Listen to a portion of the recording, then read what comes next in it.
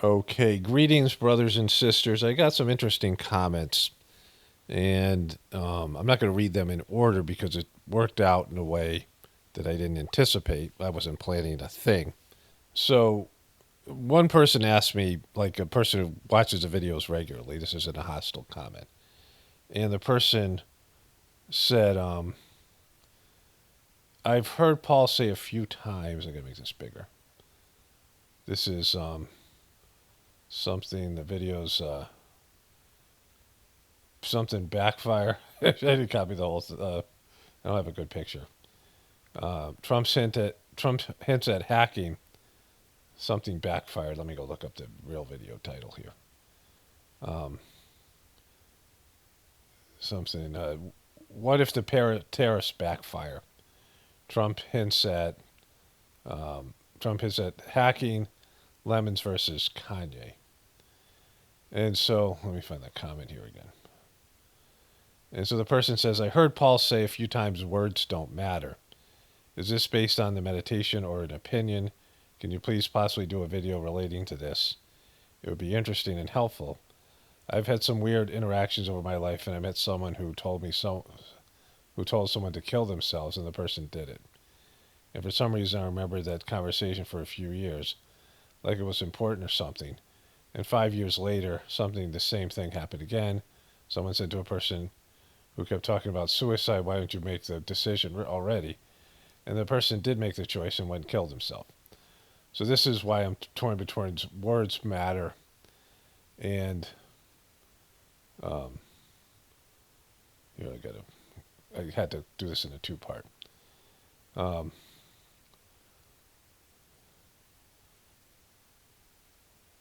terms of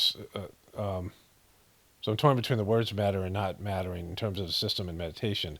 I understand this is based off some scar of the person who was suicidal, and not the person's fault who said the words. Like, should those people feel bad? Thanks for the videos, bro. Well, of course you should feel bad. Like, the reason you don't say that. So I was in a similar situation, right, where my ex and my daughter would put out the idea of suicide as a way to get what they wanted. And I didn't think my ex was legitimately suicidal, nor was my daughter at the time of her doing this, but the seeds were planted. This is going to relate to a whole bunch of stuff. So it's kind of, I think it's going to be very interesting.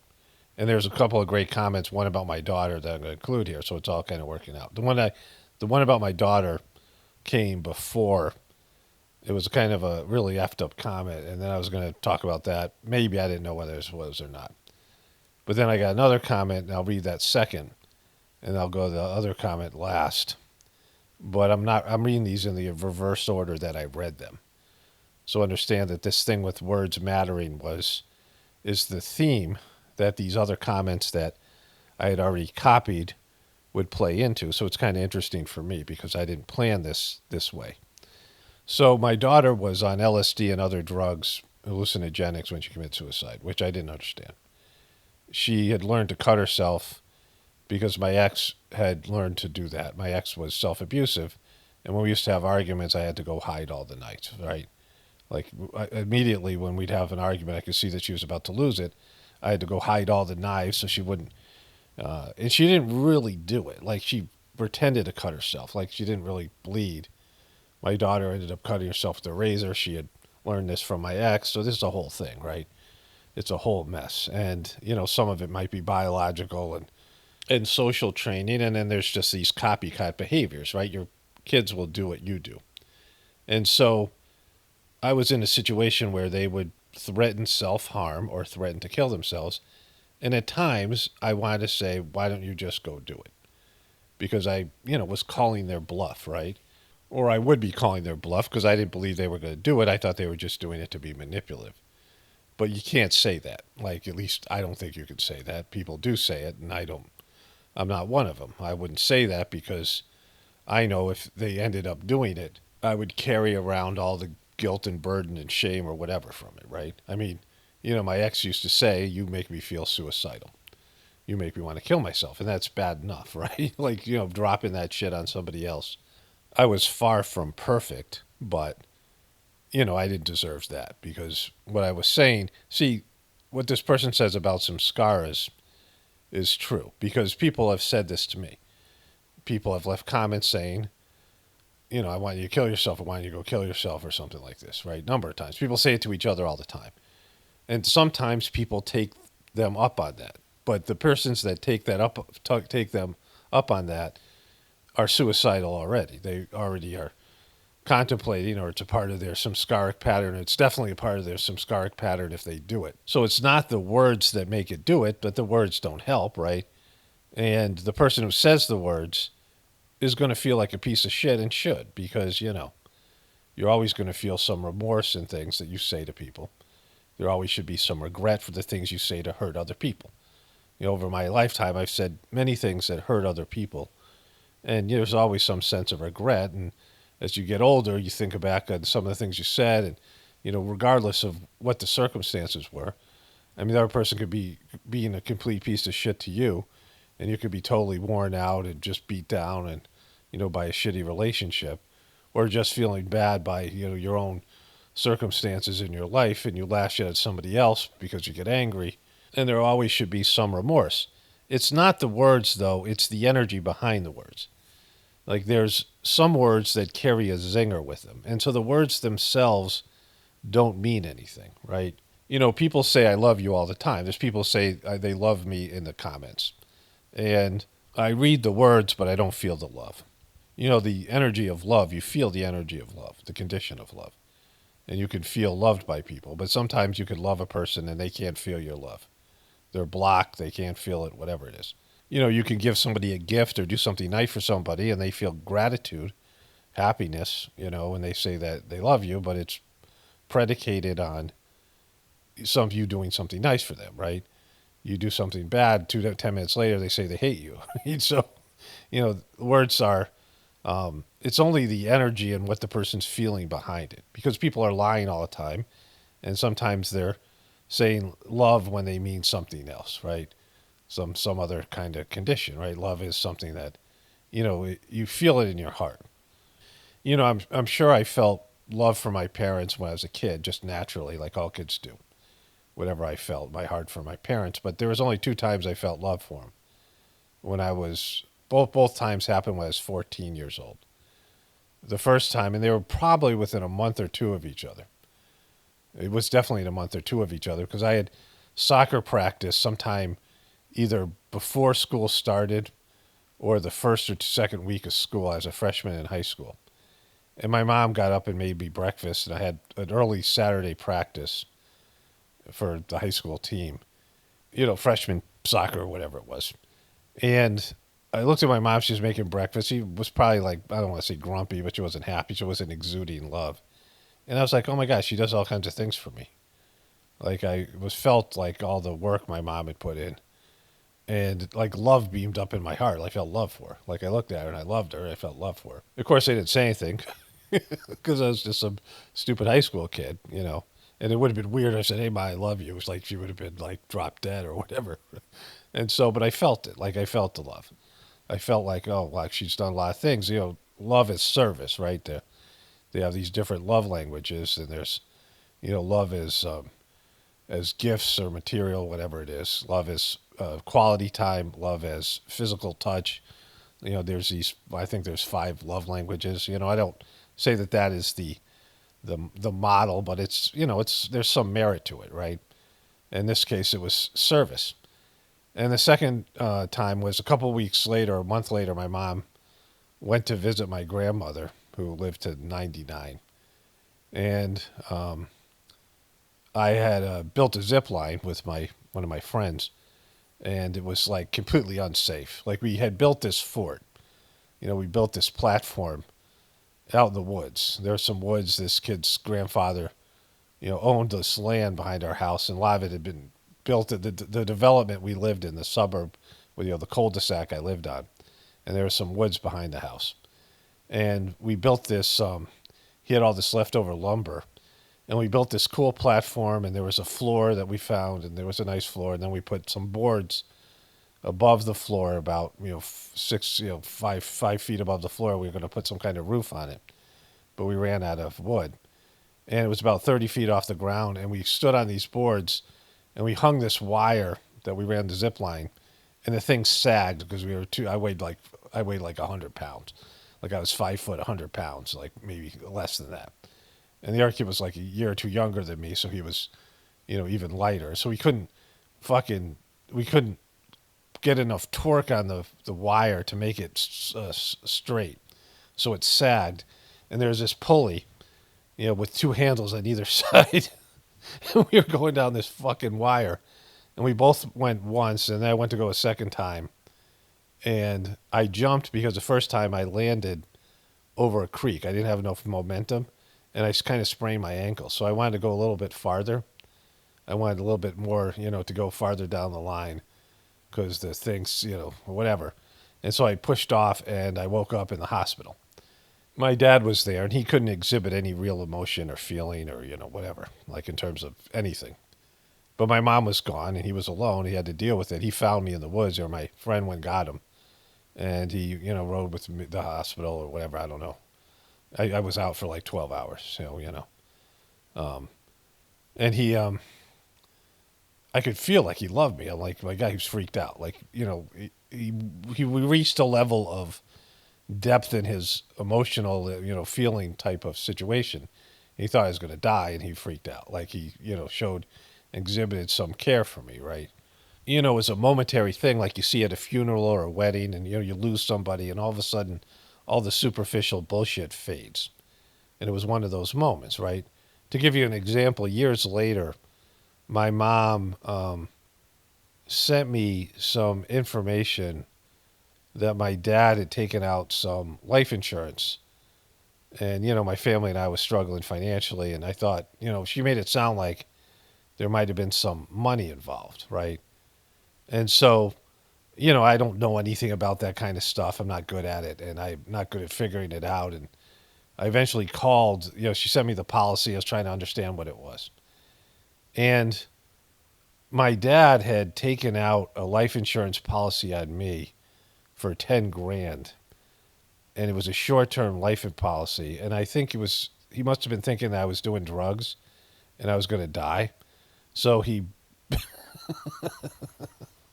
he fucking bet that I was gonna die. Like he was almost like he was wagering, like he was taking an office pool or some shit. Like he took, well, I think my son might die, and he, like almost, he was invested in the chance that might happen, which is a totally big fuck you. And I would have rather not known about it. I mean, it's funny to me now, but at the time, I thought there might be some money, something that he had done that was. I don't know when my mom told me about this, but I think it must have been after he died. She would die a year later or something. She sent me the stuff, and she found all these documents. And what he had done was he was, this was years and years ago when I was in high school. So 10 grand was probably about what, I don't know, 25 grand would be now, or 30 grand. And that took out some money that in case that I die, that he would get 10 grand. Like my dad would be the beneficiary of my death, right? Which is fucked, right? In different ways. So, whatever happened that day when I fell out of the tree, he penetrated to a deeper level of concern and feeling. And I felt it, right? In words, he didn't say, I love you. I don't know if maybe he did, right? I don't. But saying I love you, people say it all the time, and oftentimes it doesn't mean anything. When I feel love for my wife, or I, talk about love and these things, it wells up in my heart, right? Some welling up in my heart. This happened when I got the preceptor sittings from the master of the Sajmark system. It was I went through this deep cleaning. I got food poisoning. I went through this trip from hell in India. And I was going to leave. I was supposed to be made a preceptor, but I never went and talked to the master about it. I was too struggling with everything. And he, I went to say goodbye to him. He said, weren't you supposed to come talk to me about being made a preceptor? And I was like, yeah, I didn't know I was supposed to talk to you. I thought you called me in or whatever. And what I was, kind of already just limping back to America. And in the preceptor sittings, there was deep cleaning. And I had senior preceptors who had been, had moved higher up in their spiritual capabilities in terms of, giving these deep, intense cleanings. They had been trained how to do deeper cleanings. And I had 3 individual sittings with the master of the system. And the last one, I went to his house, and, I was sitting across from him. You sit 5 to 8 feet apart, and you face the other person, you close your eyes, you meditate. And the force of his will in cleaning me, like I had the worst thoughts I've had in my life, like things that I would never even imagine thinking about, just all this, and it was it was like being pulled out of me, like the scene of the tornado in the Wizard of Oz, like all that, energy was like all those thoughts were just flying out of me, and some feelings and things, and I was like, oh my god, this is intense. Like and I could feel like a vacuum of his will pulling all this shit out of me. And then at the end of that, I thought about my mom, and like I got real I felt love for her. I felt real, love for her. There's a whole thing about having a mom who's, my mom was religious. She prayed for me and my siblings, and my brother specifically became a practitioner of the system, and we both attributed some of that to my mom's prayers. So he's giving me the sitting, and just, after all this cleaning, and I just felt all this love. There's this energy, like they could charge these spiritual points. And it was a significant spiritual experience. I mean, it was, something that was profound. And I had this feelings of love and gratitude for my mom. And when I got back home, I called her. We didn't get along. I mean, she, whatever. I didn't really like my mom very much in terms of, my parents were incompetent. Like I didn't hate them or dislike them, but I disliked them. Like just I didn't respect them as parents and people or whatever. But I called her, and she started the meditation, and like a year or two later, my brother said, we were at a gathering with Master Chargy, and my mom was there. And she came to the gathering. She was a devout Catholic, but she was enjoying the meditation. And he said, you can introduce mom. My dad was there as well. And so I did, and my brother said, why don't you introduce our mom to Master Chargy? So Master Chargy's coming out to give group meditation. And Chargy came out, and he looked at me, and his eyes were like really soft. And he was a very big guy and gruff. Like he would sound kind of gruff. And Romano G, or whatever he, called me or whatever. And he was just really loving. Like just, I could feel the, like, love emanating out of his being. And my mom was sitting there really soft and just, my mom was like, it was just a spiritual moment. And my mom, who, she got into the meditation, she liked it, but it wasn't her thing. She was really always still a Catholic. But she looked at Chargy, and I said, this is my mother, Rita Romano. My brothers and because my brother was, was waiting at the golf cart. He was going to drive Chargy to the tent where we was going to have group meditation. It was a big tent. There was, 500 to 1,000 people there that were going to meditate. So I said, Master, this is this is my mom, my brothers and my mom, Rita Romano. And my mom said, thank you for this wonderful gift of being able to be here. And she said it in a way like it was, it was like a different level of conversation. Like just, she was looked so grateful, and like, she was, I don't know what she thought about the master, but you could feel the energy. And he looked at me and said, thank you for the gift of your two fine sons, which was like a big deal because Chargy didn't hand out compliments like that. He wasn't, at least as far as I was concerned. And so, and there was just this energy. And I was like, wow, what the fuck just happened? And there was a young Indian guy there, turned out to be really nice. And he came up to me like 3 or 4 years later. And he said, I was there when you introduced your mom to Chargy. He said that was like a profound moment for me. I just, he said whatever he felt, he witnessed. He's like, I think he liberated your mom then, right? And so I felt this energy. And so, years went by, and I saw my dad. He was like a walking skeleton. I've been talking to my wife about this stuff because she has a parent that's dying. And, this medical system was keeping my dad alive, even though anything that resembled my dad as a human being and everything that he enjoyed doing, which was at that point eating and watching TV, he was blind and he couldn't eat. He had really bad irritable bowel syndrome, so he was just wasting away. He was like a human skeleton. But anyways, years later, I was in India. My dad passed away, and my brother was down there with her. He was kind of taking care of her. She kind of had mixed feelings about that. She said, like, sometimes he's a help and sometimes he's not so much of a help. Like, but anyways, so I found out my mom died. And there was a gathering going on for people who spoke Spanish, Spanish-speaking people, or whatever it was. Kind of a Latin America gathering. And my mom, she lived in Boca Raton, Florida, and there was these wonderful Haitian women that were there. This one woman named Marie something. I know her last name. I'm not going to say it, but I would mispronounce it anyway. And they were the sweetest ladies. And they would come up to me at gatherings and say, "Oh, your mom's so wonderful." She would come over to their house and meditate. And she said, "Oh, your mom's such a beautiful, saintly woman." My mom used to go to prayer meetings with these nuns and people and bring them to our house. And I went with her when I was like 13 years old. Then I started smoking pot and, falling off of zip lines and shit like that. And so, when I got older, and I kind of rebelled against all that stuff, and I didn't think about God for years. And my mom was going to this woman's house, but she eventually, couldn't go to the group meditation and go to church, and she was, getting older, so she stopped going. But she did the meditation for a number of years. And there's this gathering going on, and these women come up to me. They're there. They're these Haitian women from Boca Raton. They're there at this Latin American gathering, whatever it was, right? This it was mostly Spanish-speaking people. They're all in India because Chargy couldn't travel anymore. And they came up, and there was the only two people in the whole mission that would know my mom. They were the only few people who had interactions with my mom, other than me and my brother. And they just happened to be there when I found out my mom died, the day my mom died. And they just happened to walk by me at this big ashram. It was 20 acres. And I didn't even know they were there. And they came up to me and said, "We just heard about your mom passing," which I don't even know how they did, unless my brother told them. And they said, she was just a wonderful woman. And they were just exuding this, this very caring energy and things like this. So, this is what I'm talking about. Words are words. And you can say, "I love you," or "I care about you." But you can feel, you could feel something different, right? It's what the energy behind the words is. Or even when someone says, "I hate you," or things like that, is something else behind those words, right? There's something else going on. Like people don't express the truth of what they're feeling and why they're saying the things to you. Like you don't say, "My boss just chewed me out at work and I'm, struggling from financial pressure." And so, and then you come home and your kid does something wrong and you yell at him. And the kid has no idea why you're, so mad, right?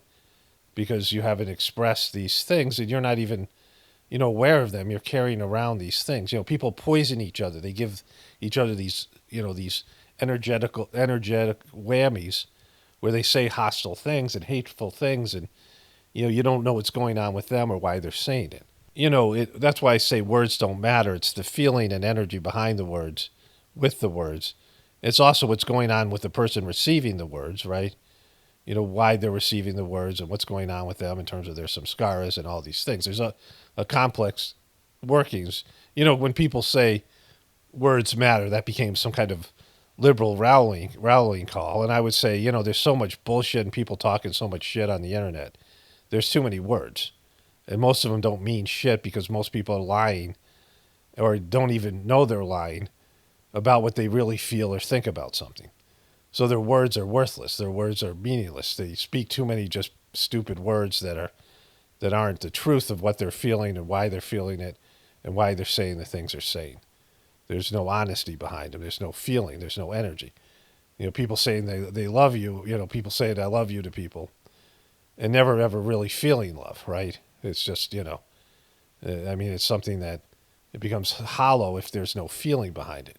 I mean, when love wells up inside of you for people, when you see somebody that you love and you haven't seen them all day or whatever, or for a longer period of time, if you get separated, separation makes the heart grow fonder. And so, this is kind of what I was meaning by that. So in that, there's a couple comments I want to get to, which, that will kind of expand on that. So the first comment is this. This is to Trumpers are still in denial after Trump's asinine, moronic, evil Gaza plan. And this person says, about me, this is somebody that's obviously just a Trumper that showed up.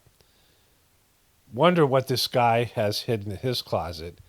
Well, eventually it will be exposed, not just to play treasonous MSN, but the paid opposition with these podcast clowns here spilling more BS and creating more toxic brainwashing with their channels. Hopefully every one of you will be exposed and handled legally. Now that's some kind of a Trumper threat, right? because, she's claiming, this person, that I am some kind of a paid shill, right? Exposed to pay to play treasonous MSN, but the paid opposition. She's saying that I'm paid opposition to say these things about Trump. And anybody who watches my videos know that I'm not a Democrat. I'm not pro-Democrat. I wasn't pro-Biden. And you know all this stuff. But this person just shows up and accuses me of being this kind of person, right? But the 3 to 5,000 people that are going to watch my videos and watch this video, the video that she's commenting on, I mean, that's the only effect it has. My opinion of Trump is limited to those people who, the majority of them already are anti-Trumpers. The majority of people watch my stuff don't like Trump already. So it has zero effect in changing their minds. They weren't going to be pro-Trumper, and even if they were, he ain't running for president again. So the effect of my videos is negligible. In terms of me saying anything about anybody, it's, might be entertaining, it might be interesting, it might be insightful for people, but it isn't going to move the needle. Trump's going to fucking destroy this country, right? And, I believe that it needs to be destroyed. I believe he's, in a sense, doing God's work. So I'm cool with it. But, the dishonesty I'm not cool with, right? And all this stuff these people say and all this Trumpers or whatever, the denial and all the rest of this stuff. And so, think about what's going on with this person. It's a picture of a woman and it says user something or other. So, it may or may not be a woman. But the person's a Trumper. And, the reaction to me, I mean, just destroying Trump on this ridiculous Israeli, this Gaza plan, it's just so silly. No one with half a brain could ever make any kind of a case of it being a good thing. I mean, even if it was like a real plan, I mean, if it was something that was, it's not professionally done. It's something where he's just talking off the cuff about something that's, a disaster. And his administration immediately had to backtrack. And Israel's immediately taken advantage of his plan and trying to, ethnically cleanse the country and ship all the Palestinian people out so they can occupy the Gaza Strip and all its resources and all its value.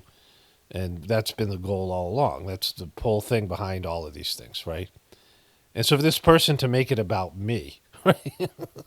Like this is, there are real people suffering.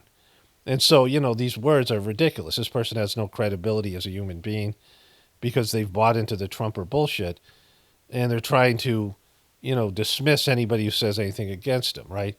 And so, what do these words have? Like there's words, this person saying that I have skeletons in my closet and that I will be, not only that I will, here, let me pull this back up here. That hopefully every one of you will be exposed and handled legally. You want me to go to jail for talking badly about Trump? This is my First Amendment right. I have a right to express my opinions here, right? And so that's how she wants to deal with it. She thinks I should be legally, whatever legally means, that somehow, and there's 10 exclamation points, but they're like emojis. I don't know how she managed to do that. But, this is what I'm talking about. Like, these words are useless. Like, what, why are you even talking? Like, there's nothing that you're just the meaningless, like, drivel. Like, it could be in a foreign language, just a person, it's gibberish. Like, you're just spitting gibberish. So that was the second comment I got. There was actually a third comment, a last comment that I received that I didn't notice here. This guy said, dude, I can tell you're not a basketball guy. LeBron is the king if whiners. He meant of whiners. Does it almost every play. Speak about something you know about. Well, I played basketball for a number of years. My brother was an excellent basketball player. My nephews all played college basketball. I could have redshirted for my college basketball team. And I kind of did redshirt, but ended up not, it didn't really play out because I had to work and do different things, right? But, I used to play basketball all the time. And so it's not something like I wear as a badge of honor. It was just something I did. And it helped me, learn different things, working on my game and learning, even soccer did this for me and things like this. Learning to, train and, push myself and, get better at something. And then there was other benefits to basketball. And it could have been something else, but it just happened to be basketball. And so I know about it. Like I know a lot about it. Like just on different levels of the thing. And it's not like, oh wow, it's like I'm all proud of that shit. It's something that's really of my past, right? But what I was talking about was Luka Doncic whining, which he does like all the time about the officials and other things.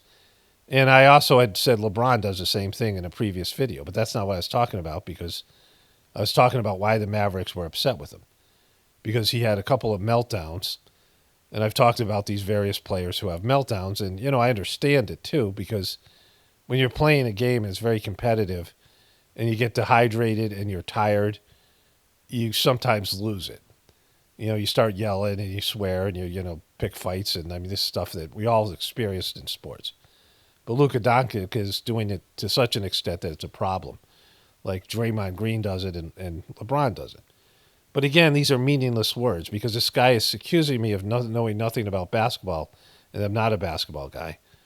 I was, good at basketball. I could, dunk multiple ways. I was in dunk contests and things like this. I could shoot. I was fast, and I was, I was a good basketball player. And I knew I knew things about basketball because I played basketball. And so again, like these are what benefit does this have? The person knows nothing about me, and based in them thinking that LeBron's a bigger whiner than Luka, and getting emotionally butthurt and just saying some stuff like this. Why leave a comment like this? Like, what value does this have? Because I don't care about it. Like me being a basketball guy or not a basketball guy, I don't care about it either way. And so this was the first comment, though. This is very personal towards me. The person brings up my daughter's suicide. I got interrupted. I have to pull this back up. It's sad for me to see that you have so much attachment to a spiritual system than to your own daughter taking her life. Now, this is quite a sentence to start a comment to someone you don't know on YouTube. Like this person is a fucked up thing. Like you're always going to tell this is going to be a fucked up thing. This is to the Trumpers. Still, this is the Trumpers still in denial after Trump's asinine, moronic, evil Gaza plan. So the comment is, this person might be a Trumper or whatever their hostility is towards me, right? Because it's a hostile comment. So I'm going to read the whole thing and then I'm going to dissect it. It's sad for me to see that you have so much attachment to a spiritual system, then you have so much attachment, I think so much more attachment to a spiritual system than to your own daughter taking her life. You invest more emotion into whining about the spiritual system getting corrupted than actually put into your own healing. My brother, I guess we're brothers now. My brother, this is something that truly gets under my skin about you. Your spiritual arrogance is off the charts in this respect. You have very little compassion to yourself and the failed relationship that you had with your own child. To me, this is disheartening, and no spiritual system on earth will help you see how you neglect her spirit even after she's dead. It's sad, man. I don't vibe with your constant bitching either. It's the revelations of injustice in the whole that I tune in for.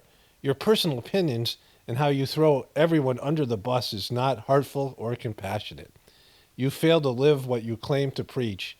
I know you can't see it. Most narcissistic personality types can't. You're still lucky to still be here, Paul. You'll never be my. It says you'll leave. They spelled a few words. If you're going to drop something like this, you might as well spell check it, right? You'll leave be my guru though, and it should be you'll never be my guru though. So let me go through this because it's quite a lot of different things here. This was the first comment, and it was before I was going to do this whole thing on words, but these are just great examples. Because the general energy behind this comment is hostile. It's written like this is some sort of an intervention, and the person's trying to help me out. But this kind of comment, the only thing it could do would possibly hurt my feelings or make me feel bad or depress me or make me feel angry or hostile. That's the only reaction a person could have to this comment that would evoke something. It wouldn't evoke, oh my God, you're so insightful. Thanks, man, for this wonderful comment. I'm going to rethink my life, right? That would never happen. It wouldn't happen from me. And because it's so off base anyway, it's not reality based, but it's not going to happen from anybody. So this is a hostile comment meant to make me feel bad, right? And you could say what kind of a piece of shit I am, and this person saying that I have a narcissistic personality disorder. But I would never say something like this to anybody, even the worst person in the world. I would never use somebody's child committing suicide as a weapon against them, right? In this capacity, especially somebody who's a total stranger. Because, I mean, nothing that, and I said this before, like I don't, I'm not hurt by this. It doesn't make it worse. My daughter's suicide, your opinion about it, or anybody's opinion, or anything anybody says about it, isn't going to make it worse or make it better. Like when I made the video saying my daughter committed suicide, I said, please don't comment, because, people will comment in 6 months and say, I'm so sorry to hear your daughter commit suicide. It's just going to remind me. Like, if I talk about it in like this video, if somebody comments 2 weeks from now, and I don't even remember this video and I don't remember talking about it, it just reminds me of the thing. So, but that's still, it's not going to make it worse or better. Your compassion, your prayers, all these things. I mean, prayers always help on a spiritual level. But in terms of just the suckiness of my daughter committing suicide and everything that happened before that, like all the difficulties with her, all the things with my family, all those things, right? It's not going to make it better or worse. Words aren't going to help that in any capacity, right? Your words, whether they're positive or negative, they're not going to make it go away. It's a sucky thing, and it's just always going to be sucky. And so let's start from the beginning.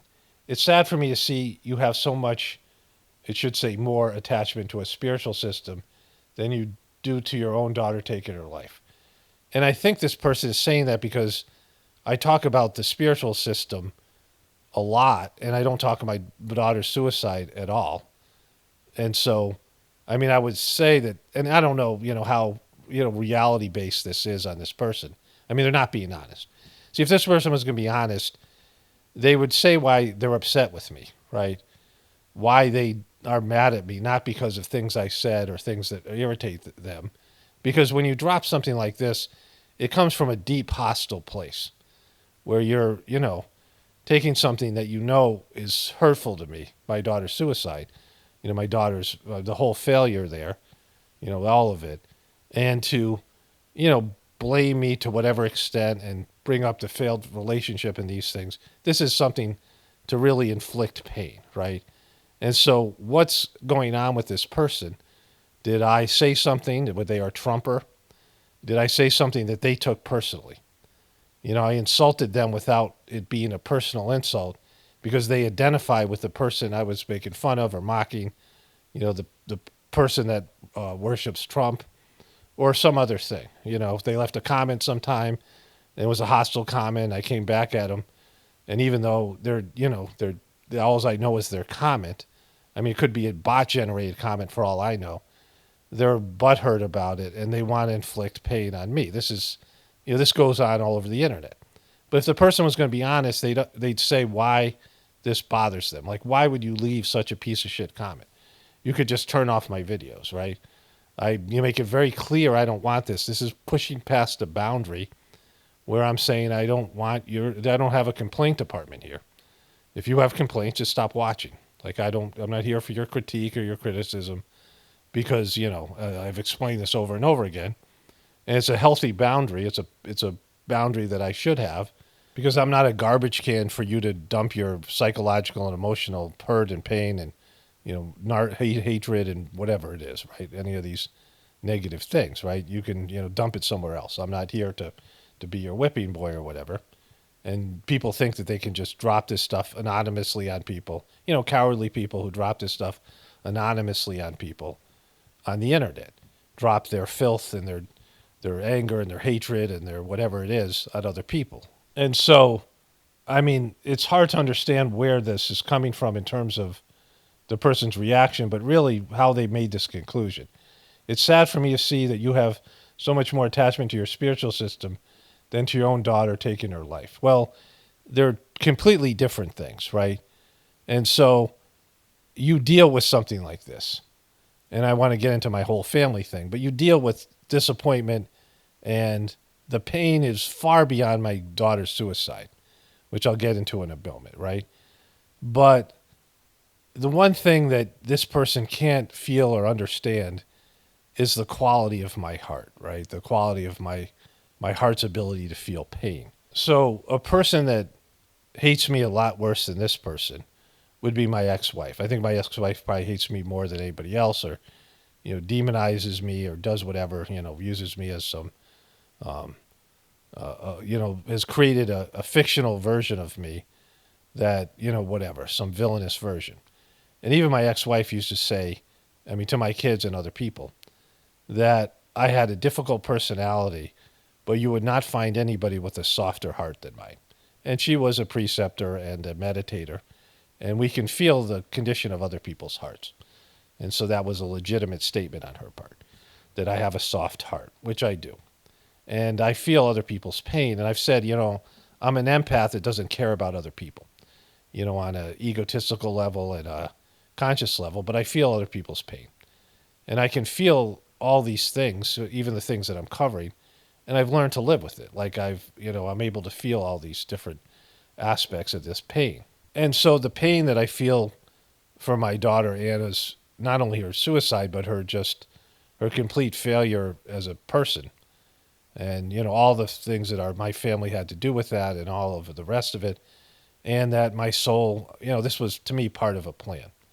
It goes far beyond, just this event being some random event of cause and effect, right? This is something that I had to endure. So if I was really going to be upset, I'd be upset with God or my soul for making me experience something like this, right? My daughter's suicide. But either way, I'm not going to talk about it a lot because there's nothing to talk about. Like I mention it from time to time. And my heart's feeling about it, you'll never be able to experience. The pain that I felt. And, long before she committed suicide. All the times I worried about her. And, I'm not a worrier. And I worried about her all the time. And I couldn't conceive of her having any kind of a life. As she got older and into her teens, the more she just descended into, just being a horrible person and being someone I couldn't see her sustain a relationship. I couldn't see her sustain a job. Like she had resistance with authority, and she was so impulsive, and she was so, all these ways that like she was so low functioning. And I'm like, how is she going to have a life? I prayed about it. She got, she did the meditation for a while and got better, but I was like concerned that she wasn't going to be able to exist as an adult. Like she wasn't going to be able to, she was going to be in the system somehow. She eventually got locked in. She was put on a psychiatric hold when she moved to where my ex was after we got back from India, after she cut herself and her brother walked in and found her bleeding all over these things. I mean, all the experience of her self-harm and all the stuff that she did, how manipulative she was, how hateful she was, how unfair she was, all the ways that she was difficult, and, all the things that went with it, right? And mental illness and, the dysfunctional aspects of our family. It's more than one little, bit of thing that some piece of shit can drop a comment like this without possibly knowing all the things that I went through and all the things you endure when one of your loved ones, especially one of your kids, turns out this way, right? And so, there's nothing really for me to say other than the things I've said in Journey series. I'm not going to talk about every day, right? Life moves on. You have to deal with things. And I've dealt with it the best I can, right? And so, like, what a piece of shit for writing this thing to me. Like, and again, I'm not saying this out of some sense of this that personally hurt me, but it's fucked up that somebody would write something like this, like, and be so self-unaware that they would drop something like this in a comment in YouTube, and the words don't matter because the person doesn't know shit. Like the words they're saying, they're not true. They're not anything. They don't make me, they're not, I'm not getting defensive about it or whatever, but the energy behind it, the fucked up reasoning for it, the energy that you feel, and there's this kind of shit all over social media, and it's fundamentally dishonest. So the other piece to it, to answer the first line of this thing, the spiritual system, the Sajmark spiritual system, I believe, is what's supposed to save humanity. I don't know if it's done right now. It could be, right? I don't know. It might be done because of what's happened with the Sky Dodgy. It's still working, so there's hope for it. But the transformation that I had as a person and the condition of my heart that got better because, when I was younger, I would say things to people and I could feel that I hurt their hearts. Back in my college days when I was real punk and an asshole and then, arguments and things, saying things to my ex and things like this, right? I could feel the pain that I caused the other person, to some extent. And it isn't, again, the words, it was the energy behind it, right? Like you zing people with the, you're zapping them. It's like the words are a delivery system for the energy. The words are a delivery system for, like the spiritual master of the system might say something that would seem insulting to you, but it would be invoking a cleaning. And, this, I really can't get into how that would work, but it would evoke something being pulled out of your internal system, and the master of the system would work on the spiritual plane to help remove that samskara. And, I know a lot about that I couldn't talk about here. It would take a whole, and it wouldn't be helpful to anybody because it's something that you have to be trained to do or whatever, right? But that's something where, the words actually are positive even though they seem like they would be negative, right? But either way, the spiritual system is still working in the gratefulness meditation. And I'm talking about it in terms of how it works, right? Not in terms of being somebody's guru, which we'll get to at the end of this person's ridiculous comment here, right? But the two things, me talking about my spiritual system and how great it is and, how much of a disaster it is that it's been compromised is because of all these reasons. But to imply that I care more about the spiritual system than my daughter's suicide is like silly. They're not even on the same plane. They're two entirely different things. But what I would say is my spiritual system, without it, I would have broken me. And I think this person wants me to be broken. I mean, this is what they're saying, that I should have broken down and just fallen apart over her suicide, which, I couldn't do. Like, it's just something I couldn't do. But it was long before that was the issue. But it was the spiritual system and the cleaning and the knowledge and understanding that these things, you have to go through things like this. Miseries is divine blessings as a part of it that helped me endure the pain of my daughter's, the whole thing. Her suicide's just a piece of it. And then it says, you invest more emotion into whining about the spiritual system getting corrupt than you actually put into your own healing. And so how do you evaluate that? Like, what are you saying? What is this person saying about my own healing based in shit I say in the YouTube videos, right? Like, they have no idea what's gone on inside me. Again, you're evaluating my words and not the internal process that I've gone through with all of these things, right? Which I've been very clear about in the Journey series. Let me find the comment again here. So truly, it says, you invest more emotion into whining about your spiritual system getting corrupt than you actually put into your own healing. My brother, calling me a brother at this point, right? You're making it like this is you're reaching out with your wisdom and your insight, and it's, this is just an act of hostility. My brother, this is something that you truly gets under my skin about you. Why does it get under your skin? Like, why would this bother you? Like, what does it mean it gets under your skin? Like, what emotions are you feeling that you're projecting this bullshit on me about your own feelings about this thing? Like, you're wrong about it. And what does this have to do with that you're upset at me over these things?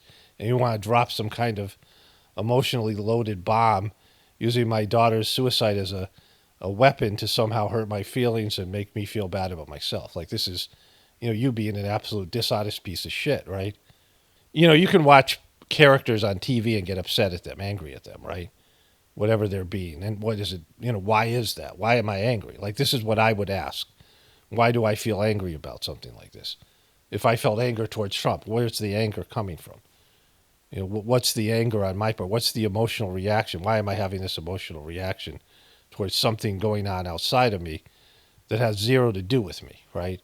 Like, why does this person bother me? If somebody irritated me, I would turn them off because I don't want to feel irritated.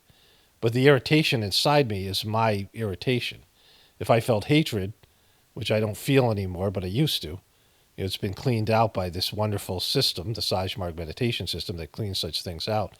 The hatred is inside of me. It's my hatred. The object of the hate is somebody else. But if that object is always going to change because the hatred is inside.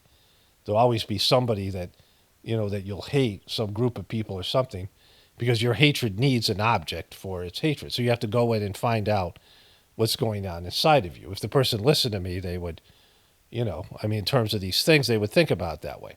That's something that I say that has incredible value that people don't really appreciate.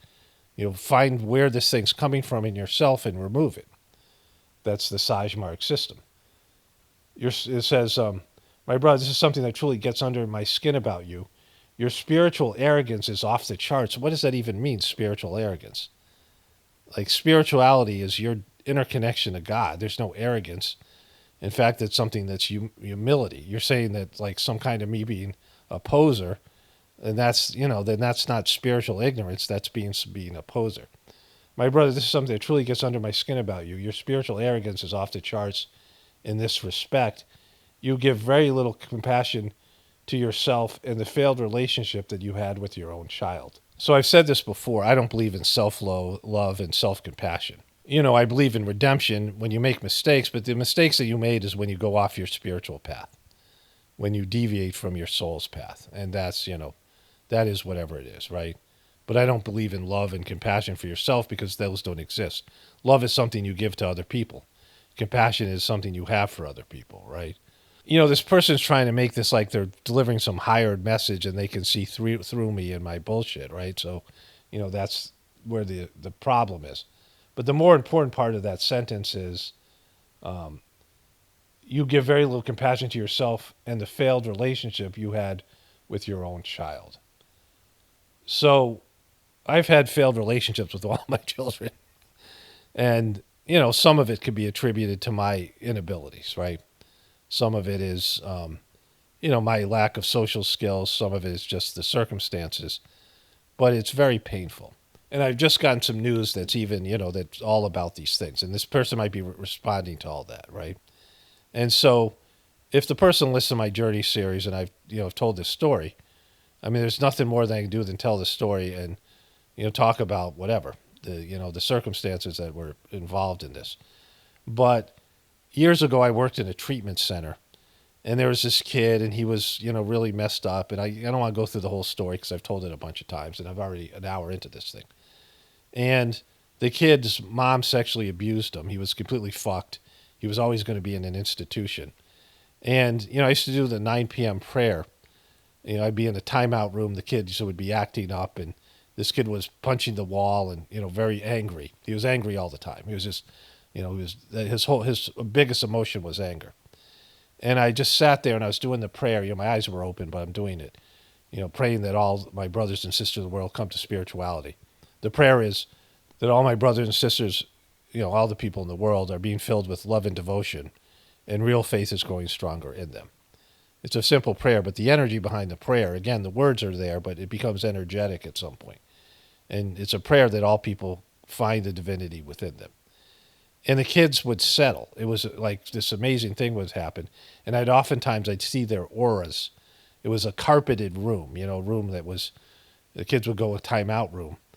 And sometimes, kids would be in restraints, and then after restraint, they would settle. And they would, calm down and things.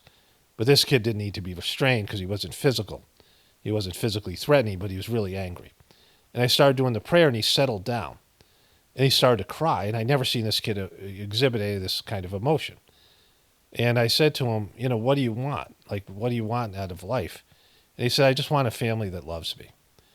And it was like a heartfelt moment. Like, I felt really bad for this kid, right? And I realized in that moment that I couldn't help these kids. These kids in the treatment center. These were kids who had been sexually abused, and they were, they had acted out.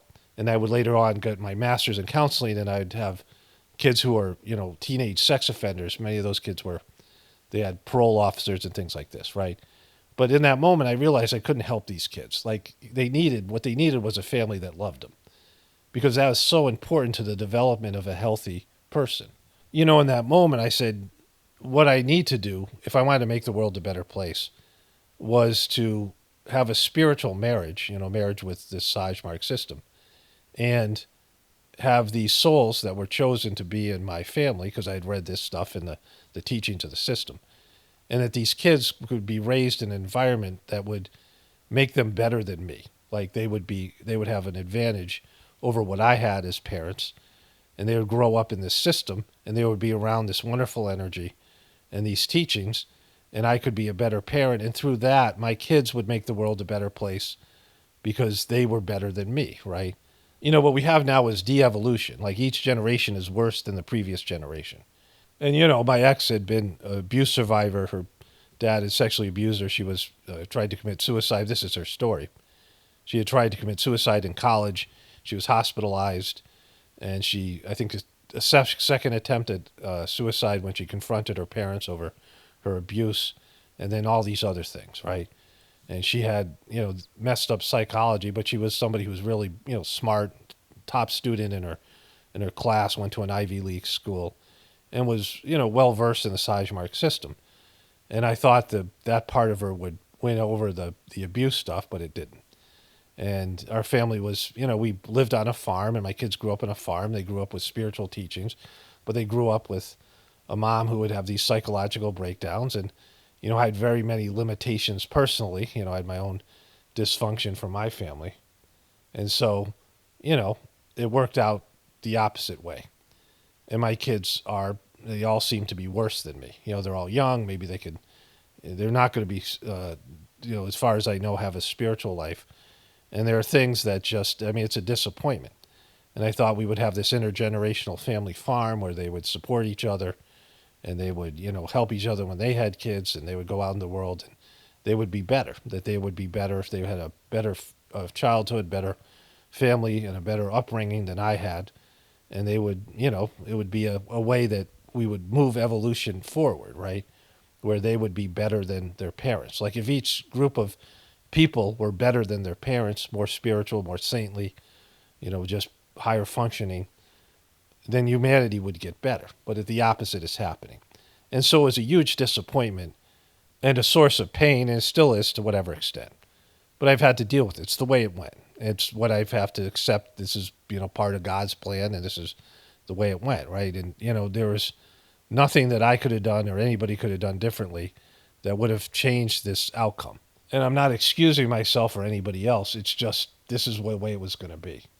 So going back to what this person says, you have very little compassion to yourself in your failed relationship with you and your own child. To me, this is disheartening, and no spiritual system on earth will help you see how you neglect her spirit even after she's dead. It's sad, man. And so, but, what about my other children that I have a shitty relationship with? Like, it's all of them. Like, I don't have a good relationship with any of them. We're not, our relationship is permanently broken. And, no one else was there. Like, people say, you have no idea what goes on in a marriage.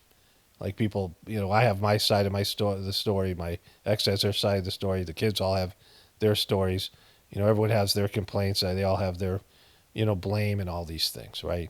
But I had put so much, I don't want to say hope or, energy into the family. I mean, years of changing diapers. There was, 6 kids because my ex had 2 kids from a previous marriage. And I changed 5 kids' diapers for a 10-year period. All the meals I cooked, all the things I did to try to make the kids' birthdays happy, all the trips I took the kids on, all the things that we did, all the positive things, them getting a chance to learn how to milk cows, all the videos that you guys who saw my older videos of my family, having this farming experience, all the talks I had with my kids about life and, the things that I say here, I'm much better at it now. And so there was the good things, but then there was the emotional crises and the emotional breakdowns and the struggle and all of it, right? The poverty and so many bad things. And so, what I did, the investment of my life's energy that I put into this family, and the return on that investment, which, with spiritual cleaning aside, which has been very, I'm very grateful for. It's really a bummer, right? It's a fucking bummer. And I could never express to you any of that, any of these things, right? So for some person to just write this off the cuff like they fucking know me, right? Yeah, I talk a lot about things, but you don't know me. Like, you don't know what's in my heart. You don't know what I've experienced. You don't know what my process was, right? You don't know how great the Sajmark system is. You haven't experienced it. You don't know what it would have been like if I hadn't had the system. But I know I couldn't have endured this thing. I couldn't have gone through it without the system. It would have broken me. Like, it's just, there's no question about it, right? So, like, you know nothing about these things. You're talking about like you're a knower. You don't know anything about it, right? For what value would you write all this fucking drivel? This is what I'm talking about. It's the, whatever emotional butthurtness this person has and their anger or their venom for me is completely not about these things. It's because they're mad at me and they're looking for a way to get at me. And they thought a good way to get at me was to talk about my daughter's suicide and their failed relationship. But it's my whole family. It's more than just that. It's 18 years. It isn't one event where my daughter took LSD and one of her dopey friends gave her a fucking handgun, and no one on planet Earth would ever do that, right? There was a period of time when she was about 12 years old when I realized that her life and her personality and way she was becoming looked like it was, on a disastrous course. And so from that point until she committed suicide sometime in her 20s, I think she was 21. So that was like 9 years of angst and heartache and all these things. Because no one wants to see their kid turn out this way. And for some piece of shit to use this as a weapon against me, right? And again, it's not going to hurt me more than 9 years of watching my child go down this path, and really all my children to some extent, turn out in a way that I just thought they would be better, better than me, better than, just a cut above. And, the disappointment in that and the failure of the family and having to reinvent myself and move on. But I did move on, and the Sajmark system helped me do it. You just learn to live with the pain of it, right? That's all you can do. The pain is always going to be there, but you learn to live with it. It's disheartening to me to see this. To me, this is disheartening, and no spiritual system on earth would help you see how you neglect her spirit even after she's dead. It's sad, man. I don't vibe with your constant bitching either. I don't experience any of this stuff as bitching. I express things whatever. That is whatever it is. It's the revelations of injustice in the whole that I tune in for. So how do you characterize some things, revelations about injustice, sometimes, and bitching about others, right? Your personal opinions on how you throw everyone under the bus is not heartful or compassionate. Well, I never said it was. Like, I don't justify my mocking of people or the things that I say or not, but I don't think I throw anybody under the bus. Like, I do everything in a light way, and I don't have personal feelings about any of these things. I don't know if he's saying my family or whatever it is. But again, it's just like, this is why these words don't matter. Like, what is this person's opinion? They don't know anything. They don't know me or any of these circumstances. But I'm never saying that I'm not a piece of shit, right? I'm never saying that I was perfect and that I am perfect. Like, I'm not saying any of these things. I'm not saying that I've made it and I'm some great person that doesn't have to change and grow, because I say the exact opposite. Someone on a spiritual path is always evolving, and that's a big part of it. I just got to finish up the rest of this thing. I'm getting tired out here. And just to the whole, in tune with, it's the revelations of injustice in the whole that I tune in for. Your personal opinions of how you throw everyone under the bus is not heartful or compassionate. You fail to live what you claim to preach. Like, you don't know anything about that, right? All you know is what I say on the internet. And I've said this before, you need defense mechanisms. Like, you need an edge. And, I have it. Like, there's so much hostility out there on the internet, and I'm dealing with filth every day. I dive into the filth every day, the filth of humanity. So, whatever I need to do to cope with that, I need to, use that, right? Otherwise, I couldn't do this show. And so, it's not an excuse. It's just facts, right? You're a person throwing in a bus. You fail to live what you claim to preach. I know you can't see it. Well, I understand the distinction here because I've talked about it so much. I know you can't see it. Most narcissistic personality types can't. I talk about the higher principles in the Sizemore system as something that, all of us would hope to achieve. But I know that we all fall short because we're human beings. So that's not, anything, right? Myself included. But the big problem for me, the thing that I express here that none of you guys really understand, is that the real issue that I have is that, because of the way humanity is and my experience, I'm not willing to devote myself completely to God, every thought I have, every action, all my energy into just doing that work, which I witnessed with the Master Chargy and the previous masters, where they just gave up their personal sovereignty, their personal time to let their minds wander, and they used every ounce of their energy to do God's work. And I've seen that done. And I could do it myself, but I'm just not up for it, based in everything, right? Not that I don't love God and don't want to serve God. It's just I don't want to do it all the time, and I don't, and I would do it for God, not for humanity, right? So that's the thing that I would most need to develop, right? Would be just complete service to God. And like I said, complete humility and giving up all of my personal time, my personal choices, my whatever it is, things that I enjoy, and just devote myself completely to God. And I know that such a condition exists because I've witnessed it, like I said. I know you can't see it. Most narcissistic personality types can't. This whole thing is a whine and a complaint about me, like your whole comment, and you can't see it. And you're accusing me of being narcissistic. This is how these things always go, right?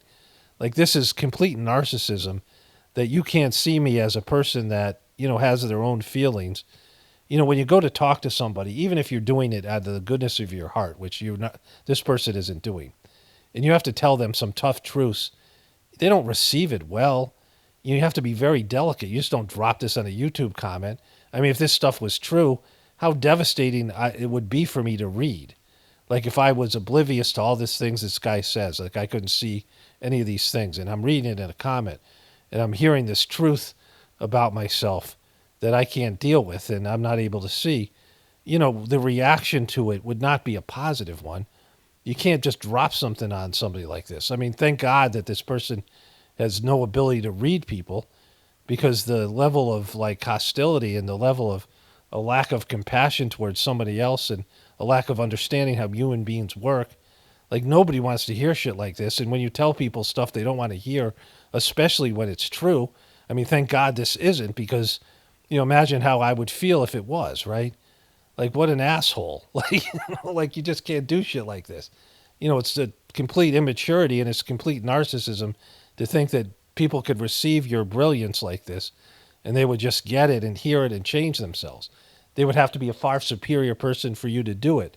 And if you think you're so much better than me, then why would I be able to absorb all you say and evolve and benefit from it? So what you're just doing is dropping some anger and hatred on me for your own personal satisfaction, which is a fucked up thing. Most narcissistic personality types can't. You're lucky to still be here, Paul. What does that mean, on the internet or in life in general? You will never be my guru, though. And that's the kicker. This is like probably I was debating whether I'd read this or not. I don't want to be your guru or anybody's. I'm not advocating that I'm a guru, because this is not what I do. There is no master of the Sizemore system right now because of what's happened with Dodgy, which is a horrible thing. But I can't replace that or be that for anybody. People have said that they wanted me to be that, and I said, you might want me to be your master, but I don't want you as a disciple. But I don't even want this motherfucker as a viewer. Like, I don't want you watching my videos. I don't want any contact with you because of this. This is how you relate to people. Like, how can you get better from this, right? If this is how you socialize, this is how you interact with other people, then what the fuck? Why would I want any part of this? You don't want me as your guru? Like I don't want you, like, as a viewer. I don't want any contact. Like, please, go. Whatever little you're getting out of my videos, go do something else, because fucking bro, right? I mean, this is how you interact with somebody you don't even know. God help the people that are in your life. But anyways, let me wrap this up. I'll finish this tomorrow. Okay, so today is Saturday, February 8th. In fact, I'm going to go publish the video for this morning. I had waited a day for the other one to sort of people to catch up with the content.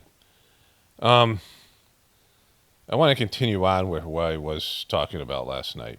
I started this last night. I had all these ideas that I didn't want to lose in sleep. It was a lot of stuff.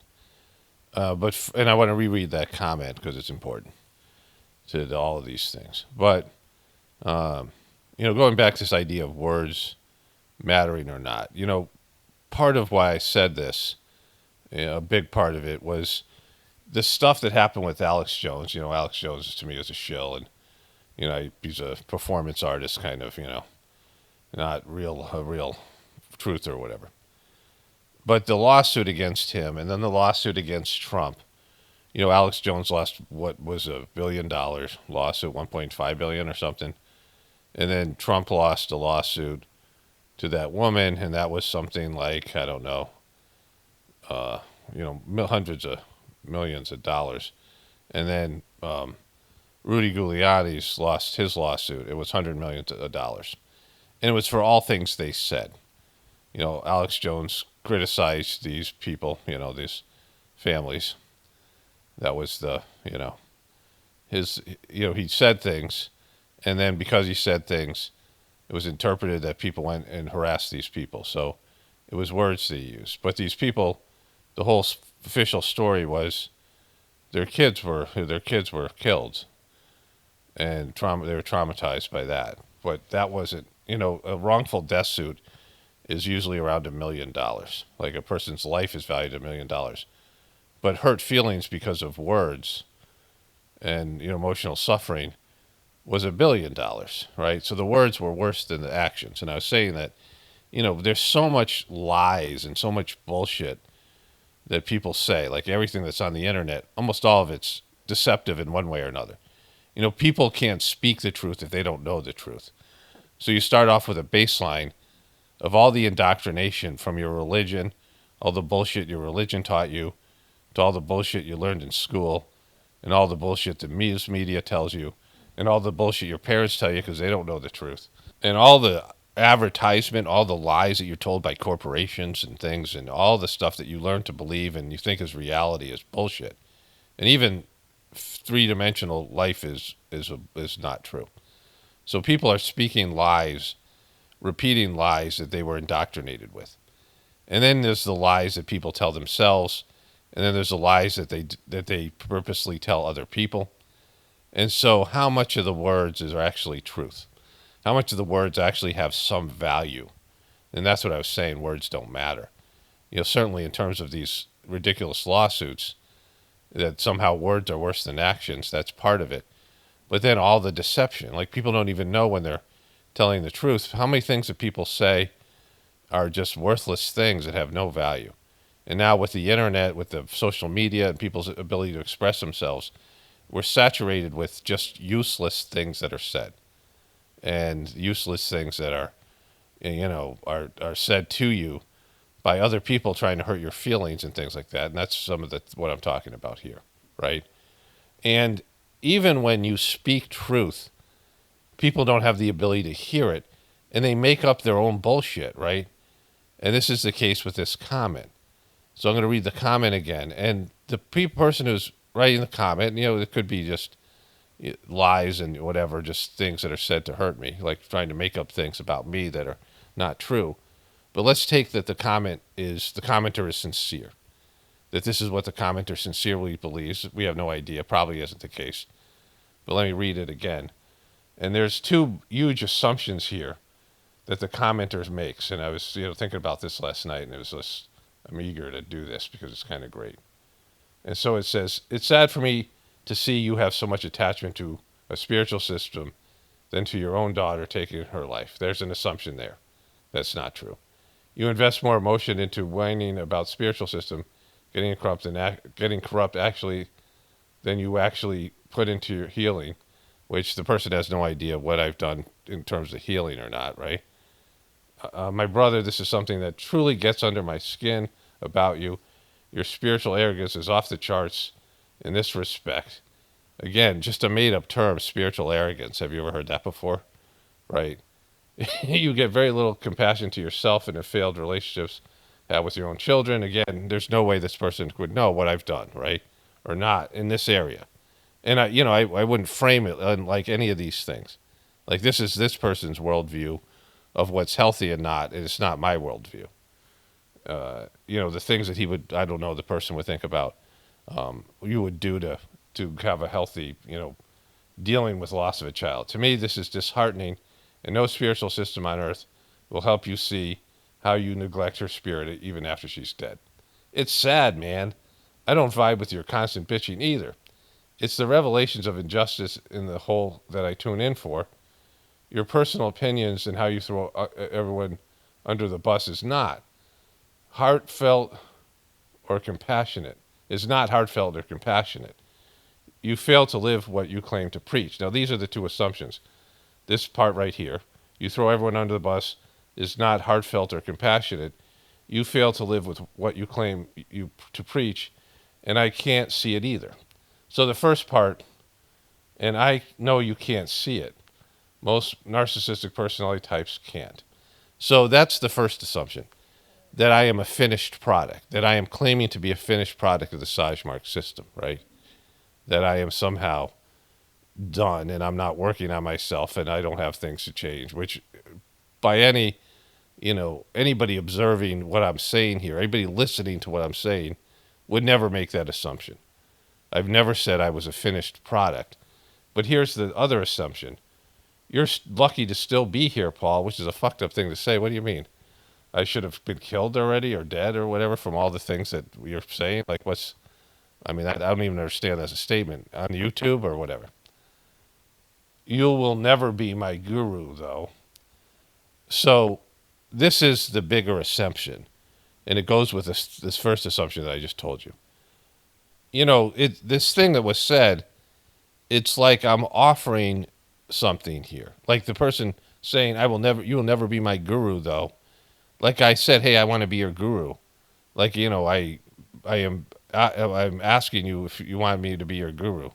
Like there's like rejecting an offer that I've made, rejecting a proposal that I've given, that I've said, hey, I want to be your guru. No, you'll never be my guru.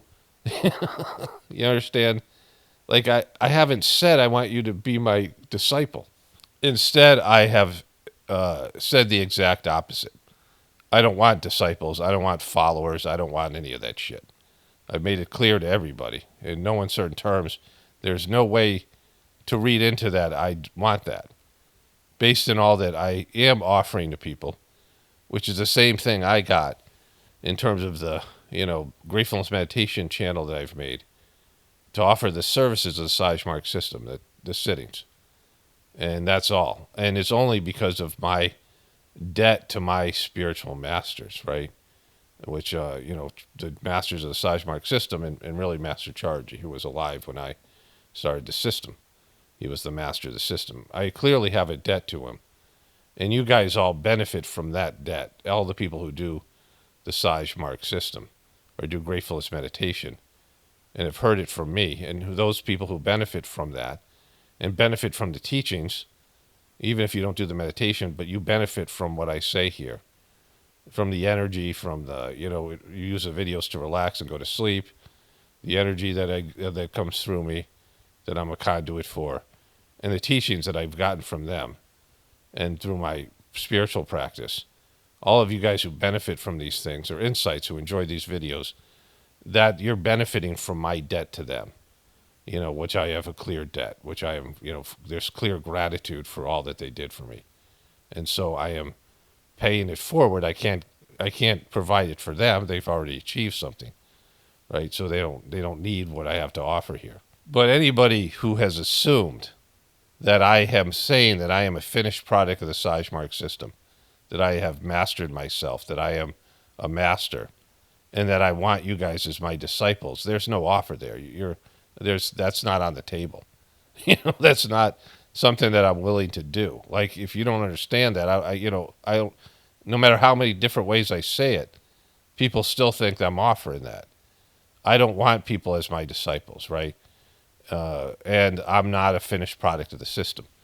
And so, and if I was like Master Chargy, and the masters themselves, after they're made masters, after they've reached that spiritual pinnacle, they're still evolving.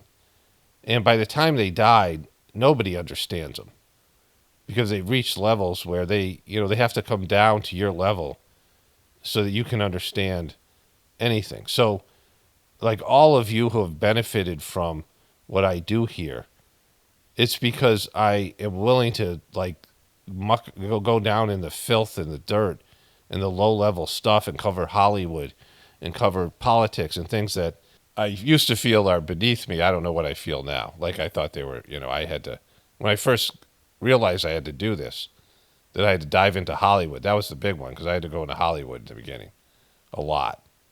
And that I'm willing to do that work. I'm willing to go into meet you guys all where you're at and, win an audience based in, my, whatever it is, mocking of people, whatever it is that attracts people to this channel.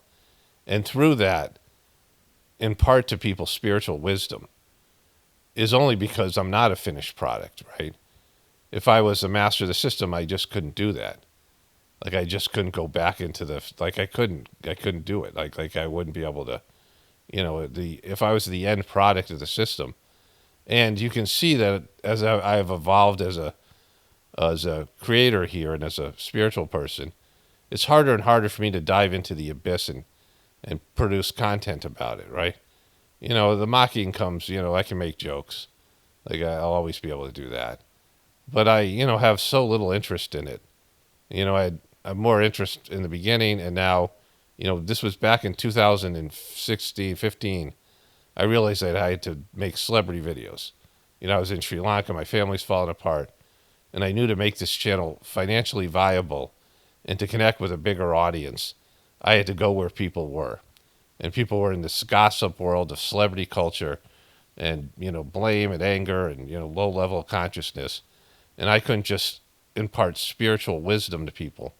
And that doesn't work anyway because people have no interest in it, right? And so to go and find people like me, because when I started Saj Marg, I had no interest in meditating. I had no interest in spiritual life. I had no interest in Indian culture and gurudom and any of these things. Like I had to have an experience, a deep spiritual experience in my initial sittings to be able to, well, yeah, I want this. This is what I've always wanted. Like I had to be convinced in epic fashion and then convinced over and over again as time went on that this was something that even though on a surface my ego didn't want it, my soul did. That this was something to it. I wasn't searching for it. I wasn't looking for, like, I want to go to India and meditate. There was never something across my mind, right? That I want to go and, do these things. I was an American and I had, issues with authority and, I wasn't seeking God, at least consciously. So certainly on a subconscious level, certainly on a heart level, I was a spiritual seeker, but I didn't know I was a spiritual seeker. And so for people like me, I'm willing to go into the abyss and mix it up in this, gross world of politics and celebrity culture and whatever else the fuck I talk about here. And I care less and less about all those things. But that's where people are. They're not looking for spiritual life, even though many of you are on a soul level. And that's even the problem. You have to convince something that their soul wants, but their ego doesn't. And that's, so I'm willing to dive into this low level of stream of consciousness, low level consciousness, low level, whatever you want to call these things that I cover here, and cover these things. And then in those things impart spiritual wisdom for people to start thinking about, like little, bits of spiritual teachings. I'm willing to do that. And that's, should everyone who benefits from that should appreciate it. And not saying thank you to me, but, being grateful on a heart level, some way of, you could say thank you, but it's more important that you also are, grateful on a heart level, that not just to me, certainly not just to me, but that, God has provided somebody that's willing to do those things, right? I have more to say about this. But in terms of me wanting to be your guru or your master, it doesn't exist.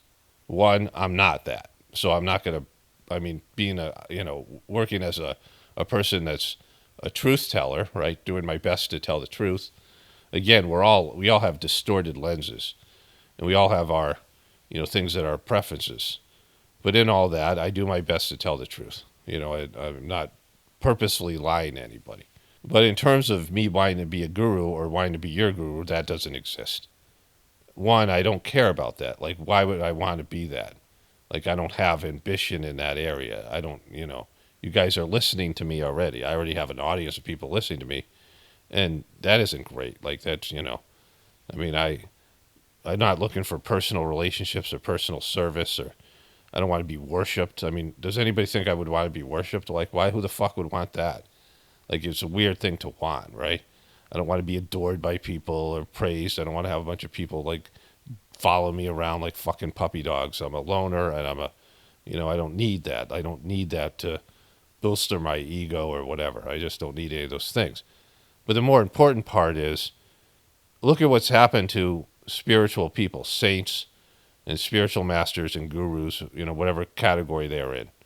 You look at what happened to Jesus, and you look at what happened to Jesus' disciples. I could read you all the things that happened to Jesus' disciples in terms of the way they were tortured and killed.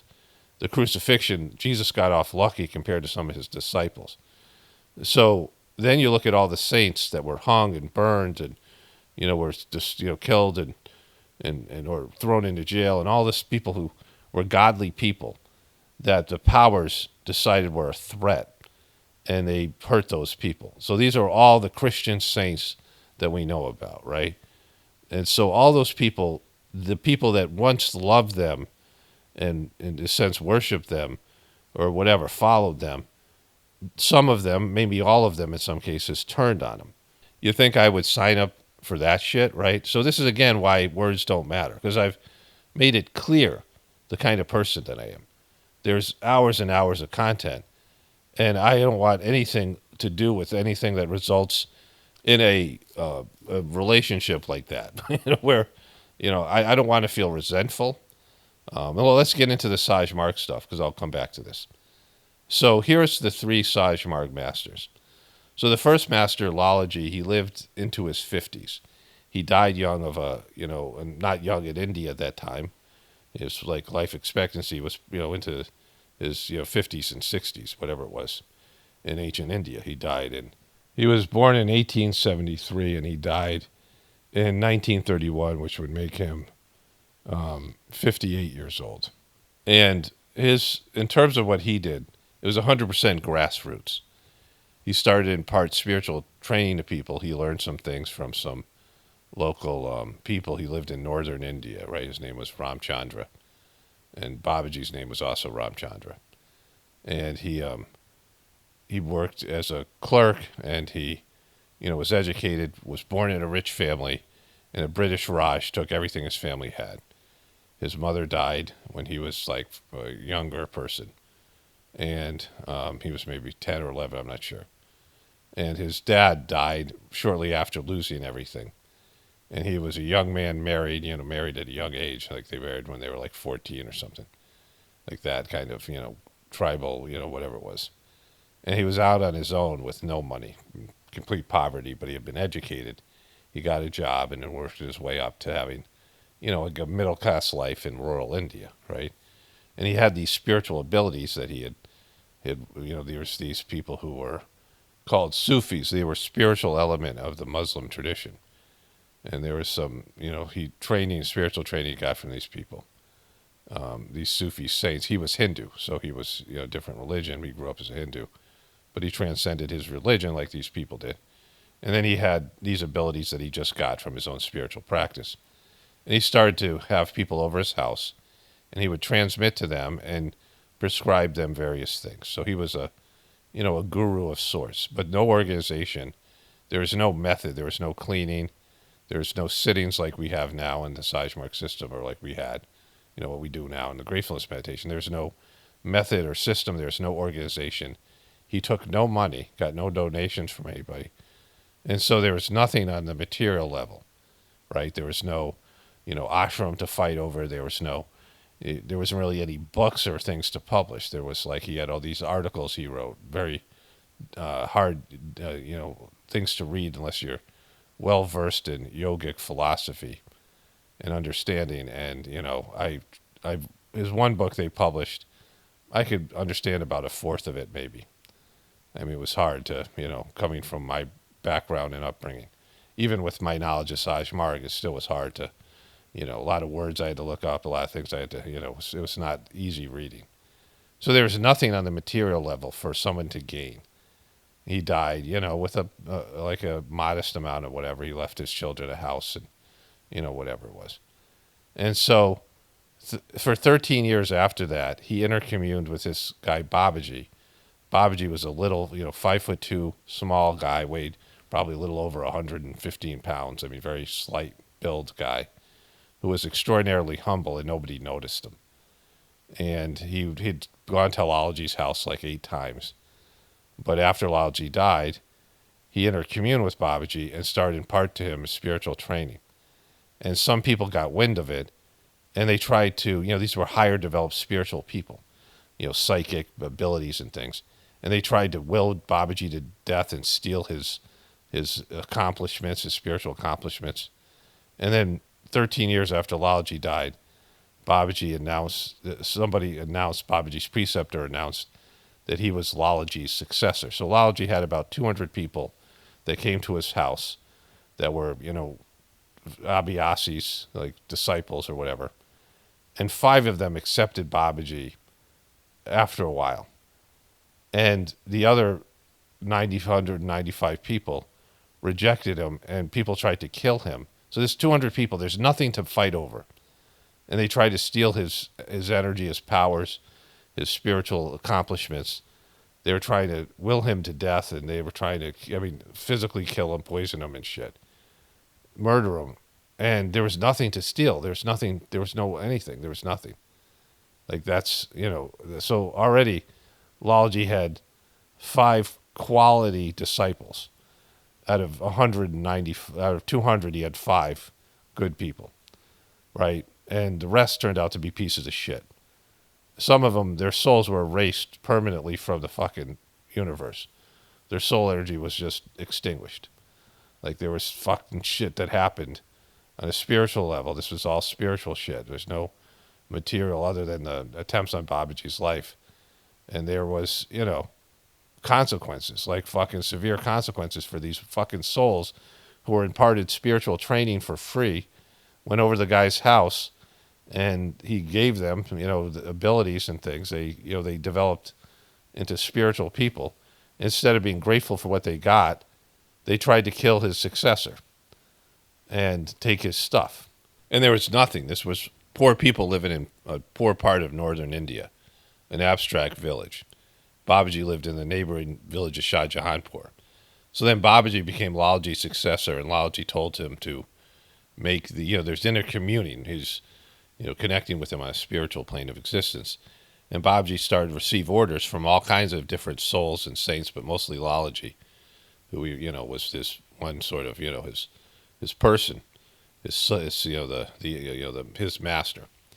And so he created a mission. He registered it in India in 1945, and then all these other countries. And he created a method. The sittings, he created preceptors that could give these sittings who could act as conduits, all these things. And he got this from connecting with these, the divine hierarchy and Lalaji, and he was instructed to do these things. And so people started to come to Babaji's house. One of them was this guy Charji in 1964. And Charji was a well-versed businessman. He spoke multiple languages already. He was a brilliant person, a student, and he was very effective. He had been Babaji's disciple when he was Patanjali in a past life, and he had been St. Paul with Jesus, so he had already played this role. And he organized the mission. He organized the business aspect. He took donations. He helped build an ashram for Babaji. Babaji built an ashram close to his house. He got Babaji's kids a job. One of them, he got a job, but he took care of Babaji's kids and all these things. And he would travel with Babaji, and everybody knew he was Babaji's successor, that Babaji needed a successor. And there's a famous sitting where Babaji transferred his own condition to Charji in an airport in Denmark, where he merged into Chargy. So this was, some documented Chargy's diary, and it was a thing. And that didn't happen for me, right?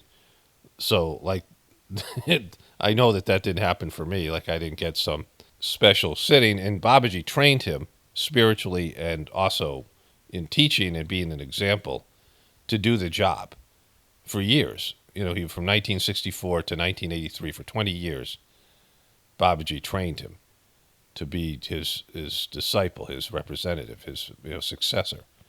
And so it's a clear thing that happened on a spiritual level first, and then all the other stuff. And I didn't get any of that, so I wasn't. There's no thought of me being a master and trained to take over the system, because I wasn't chosen for that. Gratefully, and I'm grateful for that. Right? I feel lucky. There's a saying, there's a teaching. It's better to be the king's friend than to be the king himself. And I really feel that and appreciate that. And so I'd rather be the friend of the king than the king. I have no ambition in this way, and I was lucky enough to not have this happen. But towards the ends of Babaji's life, Babaji's own family, his kids, one of the kids that owed Chargy a career, the Chargy took care of him. He turned on Chargy, and he started to undermine Chargy at his job. He started talking shit to Chargy's bosses about him, trying to get the guy fired and things, even though this Chargy got Babaji's kid the job. They hired hitmen. They tried to kill him. The guy showed up with a gun. They poisoned him, not just Babaji's kids, but other people. And 95% of the people rejected them. This was according to Kamlesh in a talk that he gave. Rejected him. Kamlesh himself, the Chargy successor, got a gun, which was hard to do in India. And he was in Gujarati. He drove to Shahjahanpur, where Babaji was house, where Chargy was staying. He was driving there with these other guys. He was going to shoot Chargy and kill him. But they couldn't ever find Babaji's house, even though there's like 4 roads in the whole fucking town. And they couldn't find his house, right? They kept on driving around, and they couldn't find it. And at some point, Kamlesh Daji realized this. He was a young man. He was like 18, 19 years old, or 20. That something wasn't right. He got out of the car. But he himself wanted to murder Chargy. And then Chargy had the lawsuits. He had to fight for 13 years to get the ashram that Babaji had built and get the organization. He had to deal with all this stuff and all these hateful things that were said to him and all this stuff that had, he went through this fucking hell, which I, read and, was documented in various places. The letters that he went, all this stuff he went through, right? And then after all the stuff, he went through, and then he was accepted, and he took a mission of 5,000 people and spread it around the world, and there's hundreds of thousands of people that were doing the meditation, all claiming to love him and how great he was, and they were all, you're my master, and weeping when they left his presence. And then this piece of shit Daji, who, well, first, Chargy chose his successor, and everybody knew Chargy's health was failing, and he was desperate to leave. He wanted to die for years. Like he was over life, and, there's lots of the suffering and things, and just, he was ready to move on. And he needed a successor, and he chose this one guy who his inner circle, these were like businessmen who had total access to Chargy, and they would talk about how grateful they were for him and all these things. And they were totally shitty about him choosing this guy. This guy received death threats, Chargy's successor. He, people in the area, Chargy was Brahmin, and this guy wasn't Brahmin. So the Brahmin people who were all, into their caste, and, Chargy was from southern India. And the Brahmins they have their, like, the elitism, they're elitists. They're teachers and politicians and doctors and gurus, right? They're that kind of, that's what they do for their living, right? Academic people. And they rejected this guy. They didn't want him. And the guy withdrew. He was a young man. He just couldn't do it. So he said, I can't do it. All the bullshit he had to put up with, and he just wasn't up for the task. And so Chargy's health went south. He went into a coma, and he didn't have a successor. We were all sitting there going, if he didn't have a successor, the mission would fall to shit. Like, it did anyway, but we all, knew without, somebody who was the master of the system couldn't go on, right?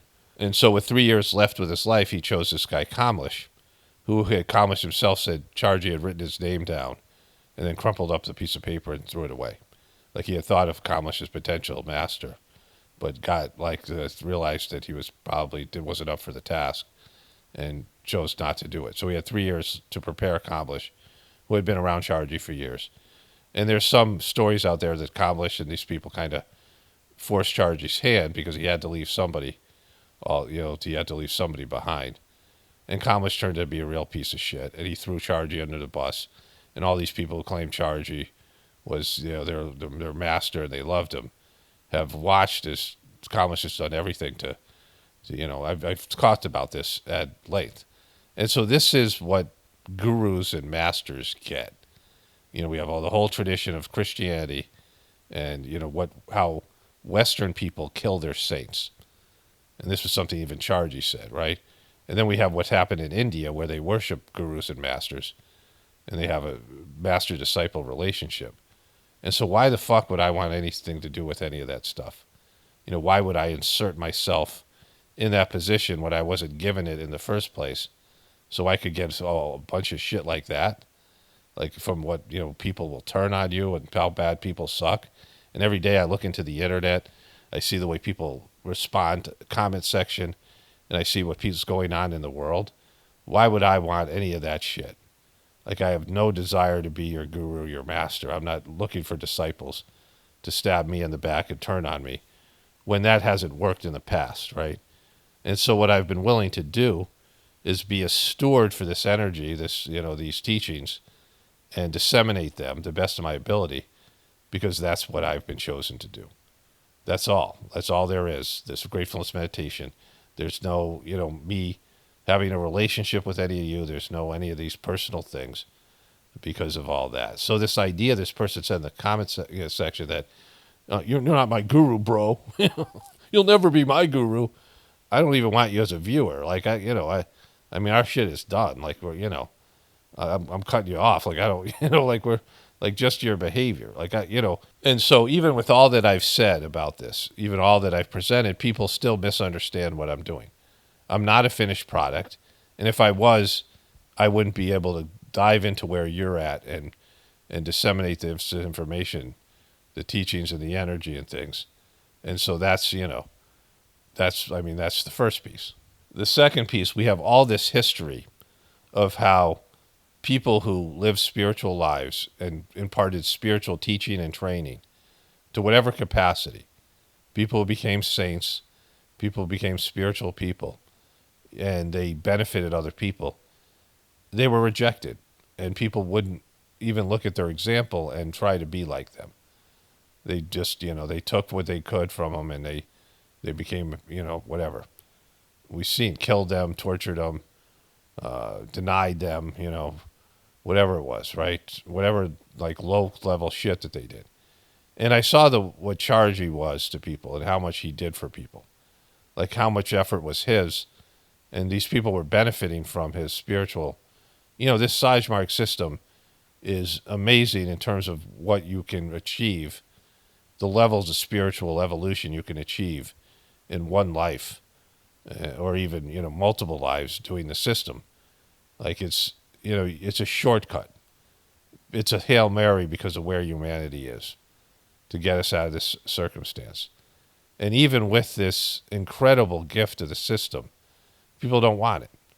It's a flaw in the human structure. Even though your soul is begging for it, your people's egos aren't. The ego problem in human creation is a substantial obstacle.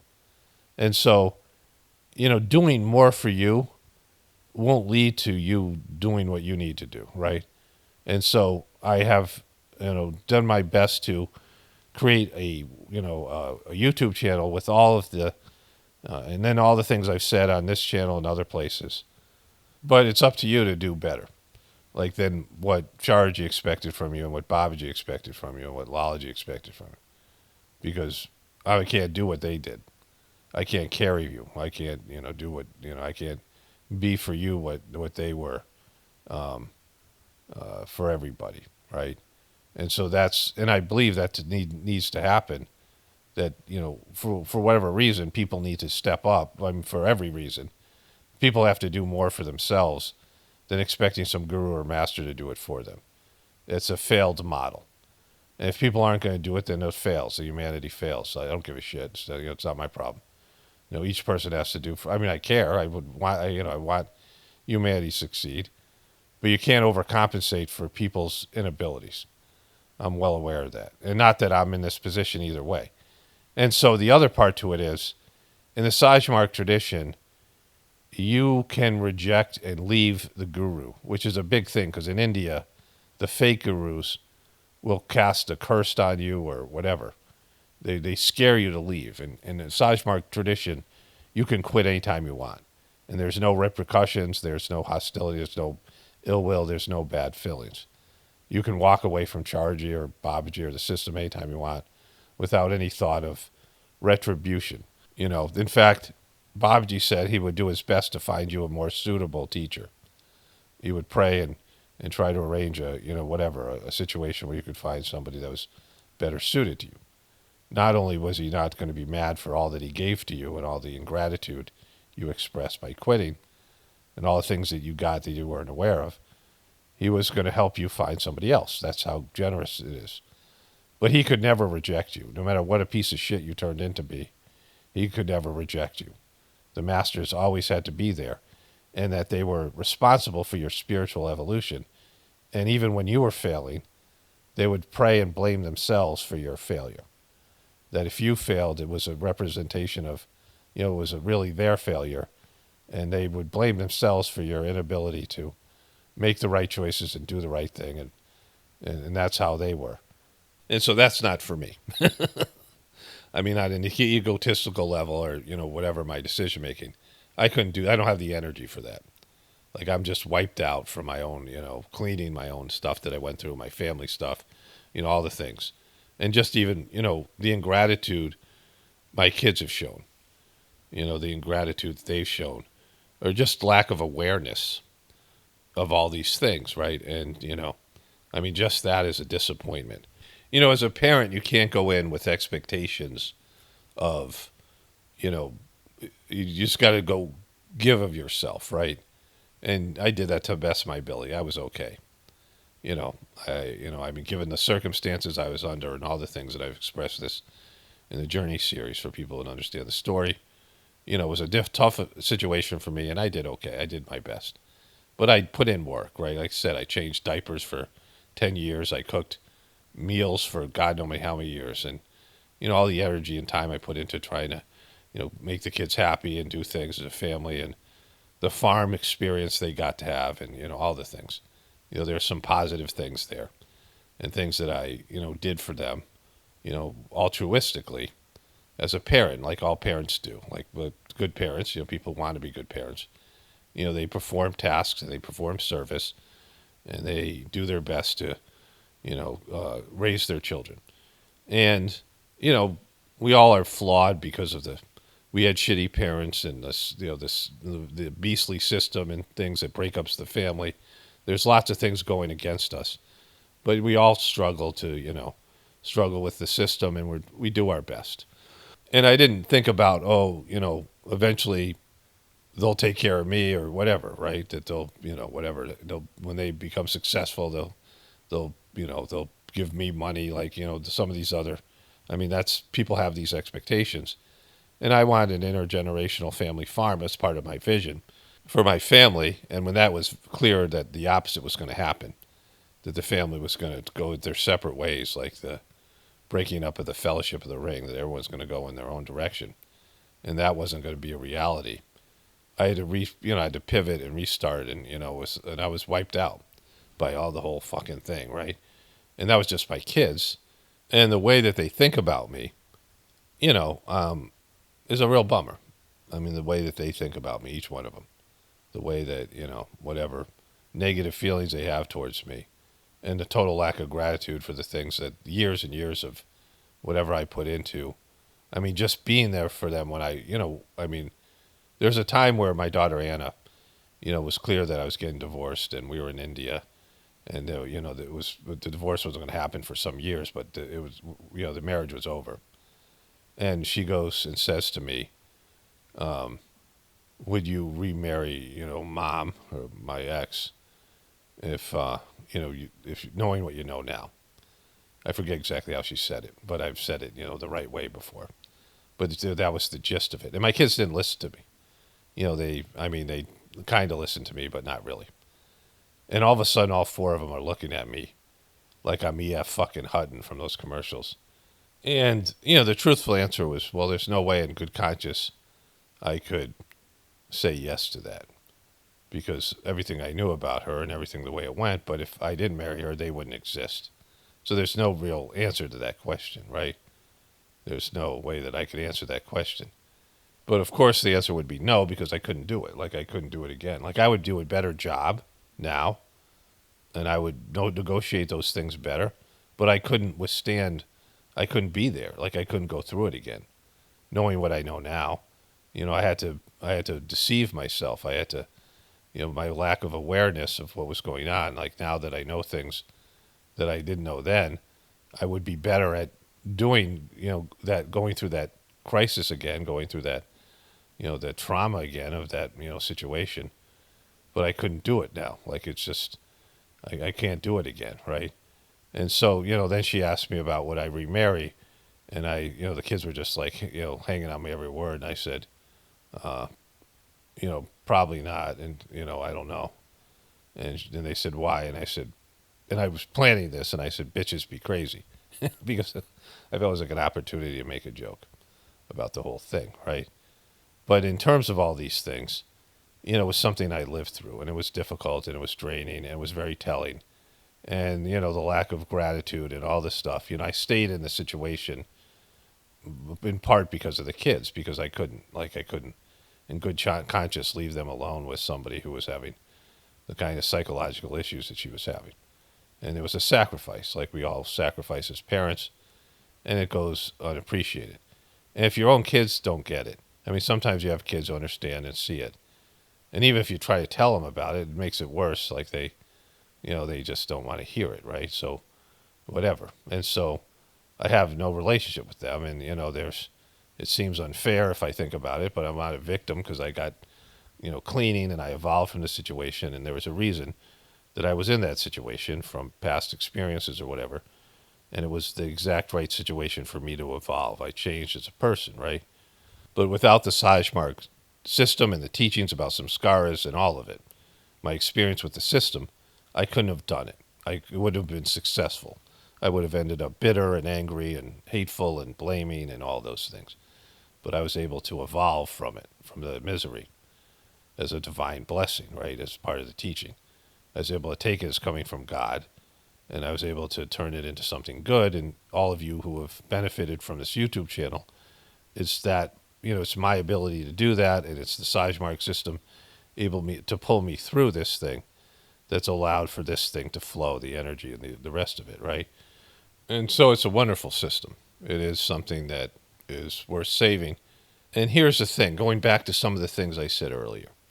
So with all the stuff I just said about the way the guru, or the way the master, not the guru, the master in the Sajmark system, the deal that you is given, that they're there for you no matter what, and you can quit anytime you want.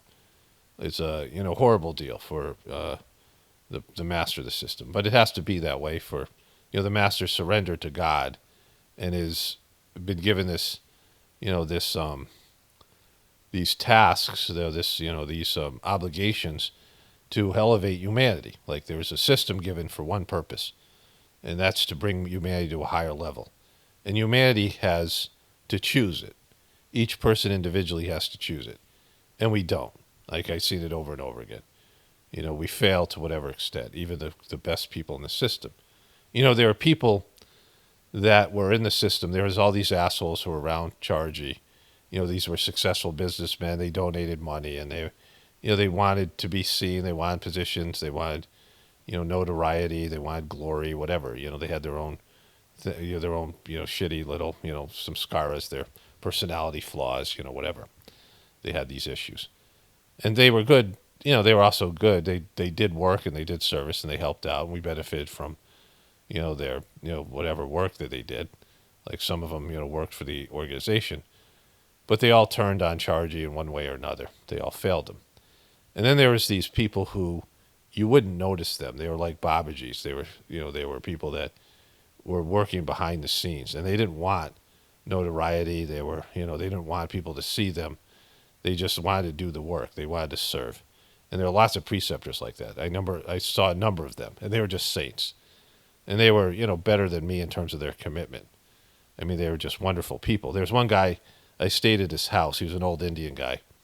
And my family and I stayed at his house. And I never would have noticed him otherwise. And my ex and I were in his house, and we were like, wow, this guy's a saint. And his wife was, too. Like, they were just these saintly people. And I watched the guy because I know about him. And I seen what kind of person he was. He's just service-oriented. And there's a time Chargy was this was in Texas. So we stayed at this guy's house in Texas. And they rented a little, like a little Hindu temple to have group meditation. There's maybe a couple hundred of us. There's a lot of practitioners of the system, a lot of Indian people in Texas. And Chargy arranged for one of the senior preceptors, a full preceptor, to give the sitting. And Chargy was going to go do some things. And he requested everyone take the sitting. And they ordered a catered lunch. These local people, they paid to feed 200 people. And Chargy left, and all these people against his wishes followed him. And they didn't do the meditation. And as this poor guy, this saintly guy, I'm staying at his house, and he's begging people to stay. And all the people are running out, following Chargy, and he's like, no, please stay, we have a lunch coming, and and he's just, pleading with them. And I'm like, I feel so bad for the guy, right? And how shitty all these people are for, not being disciplined enough to do what their master requested them to do. And they just go following him doing whatever he's doing, all these things. And I saw this, over and over again. And then the way they all turned on him and all these things, right? And so there's these saintly people like that who, don't mock people. They're nice. They're sweeter, kinder people than I am. But this is what you guys got, right? Because if I wasn't the way I was, you wouldn't be able to know about the Sajmark system.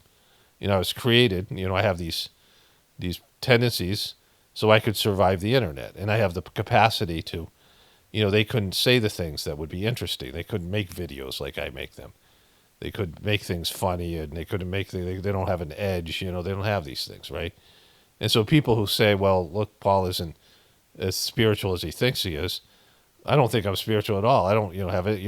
I understand that I have a relationship with God, and I have a soul driven, part of my experience that wants to do this, spiritual, this spiritual journey, like it's there. A seeker of the truth. But I have these other tendencies and qualities that are useful and necessary in my current situation, right? And so, I make good videos. I can be a person on the internet that can, disseminate this information and also make quality content that would bring people, create an audience that people come and they want to see what I have to say. I have insightful things to say, all the things that I have here. And you could try to pick me apart and say, oh, you have this tendency or that tendency, what's wrong with you, these things. Because I'm not a finished product. If I was a finished product, I'd be so far above all of you, that you guys wouldn't understand me and wouldn't want to connect in these things, right? You have to, they need someone to dive into the cesspit. And that's, I was chosen for this work, right? But that's all. Like, this is the work that I do. And that's all that people can expect from me because I'm not willing to do the other things. And I haven't been chosen to do those things.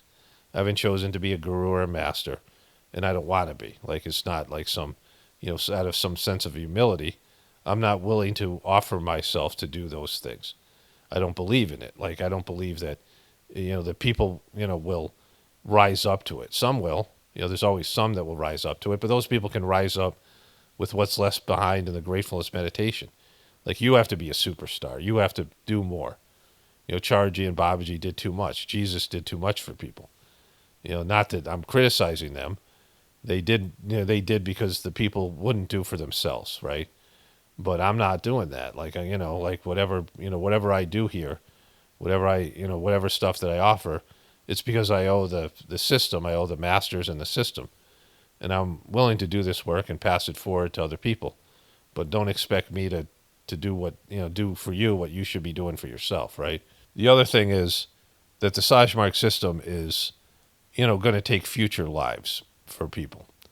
It's very clear that that's the case. That everyone could achieve Layavast emergence in God in this life alone with the system if they were great, because it's been done before. Lalaji did it, Babaji did it, and Charji did it. 3 people did it, and maybe other people I don't know about. They reached the goal. But the majority of people don't. And that's okay, because they can come back and they've already, they'll be better next life because they've had cleaning, their soul has gotten a taste of this.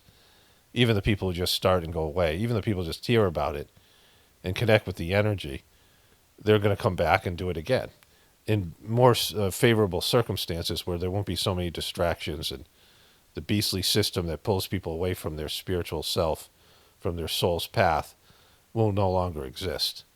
And so that's, it's a long-term goal. It may take several lives for people to click in and go to a higher level. And so, just starting is a good, just getting their feet wet, getting into it a little bit is enough for, your soul to incarnate again with more intention and more purposeful commitment to doing the system, right? So that's another thing that the Gratefulness system offers, a long-term introduction to something that's going to take maybe, multiple lives for a person to achieve. But going back to this person's faulty premise and their, silly little comment, right? I mean, aggressive and hostile comment and just, fundamentally dishonest. I never said I was a finished product, and I never once said I wanted to be your guru. Like, you just made that shit up, right? The opposite is the case.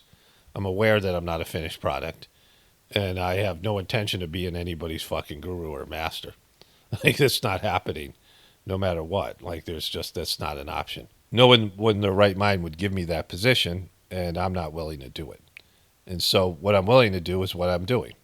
And, it's enough. It's enough for me, and it's enough for you. It has to be, right? So, I'm glad to be able to sort of clarify these things. Sometimes, I assume people get things, and maybe they don't. Like, I say things, and, in the context that I'm saying, maybe there's less understanding, and that's what I'm talking about, words failing. Because people will hear what they want to hear. People will make up what they want to hear. They'll change the facts to fit their feelings, to fit their emotions, right? That's a, psychological saying, and there's various personality disorders and other things. People will rearrange reality to see what they want to see, even people claiming to seek the truth. People will make something up, make you better than you are, or make you worse than you are, depending on what they need you to be for them, right? Like, I'm well aware of that condition, the human condition, people's tendency to do such things. But, in terms of clarifying these things, I don't want to be your teacher or your uncle or your, some pseudo father or whatever, master or guru, any of these things. I'm not looking for relationships in this capacity. I'm not looking to take on the burden of all these things. What I'm doing is passing forward and disseminating the information and the energy and doing the sittings and giving people the opportunity to utilize the system that's been so great for me. And people are free to do it and free to not do it, and none of that concerns me. You don't owe me.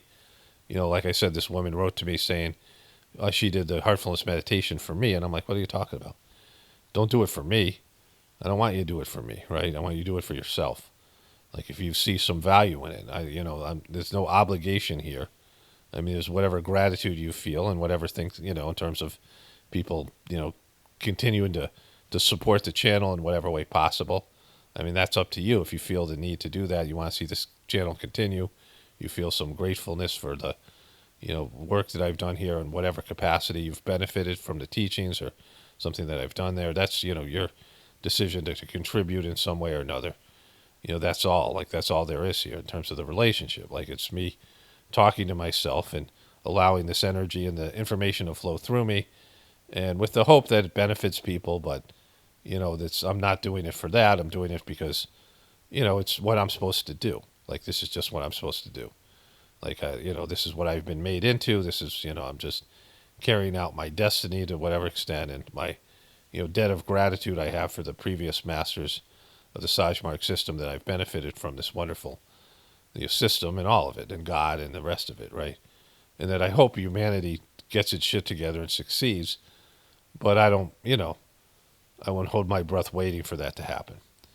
Only spirituality will save this world, as Paul Romano definitely pointed for the Apocalypse and the Ascension. Everyone have a blessed day and be grateful.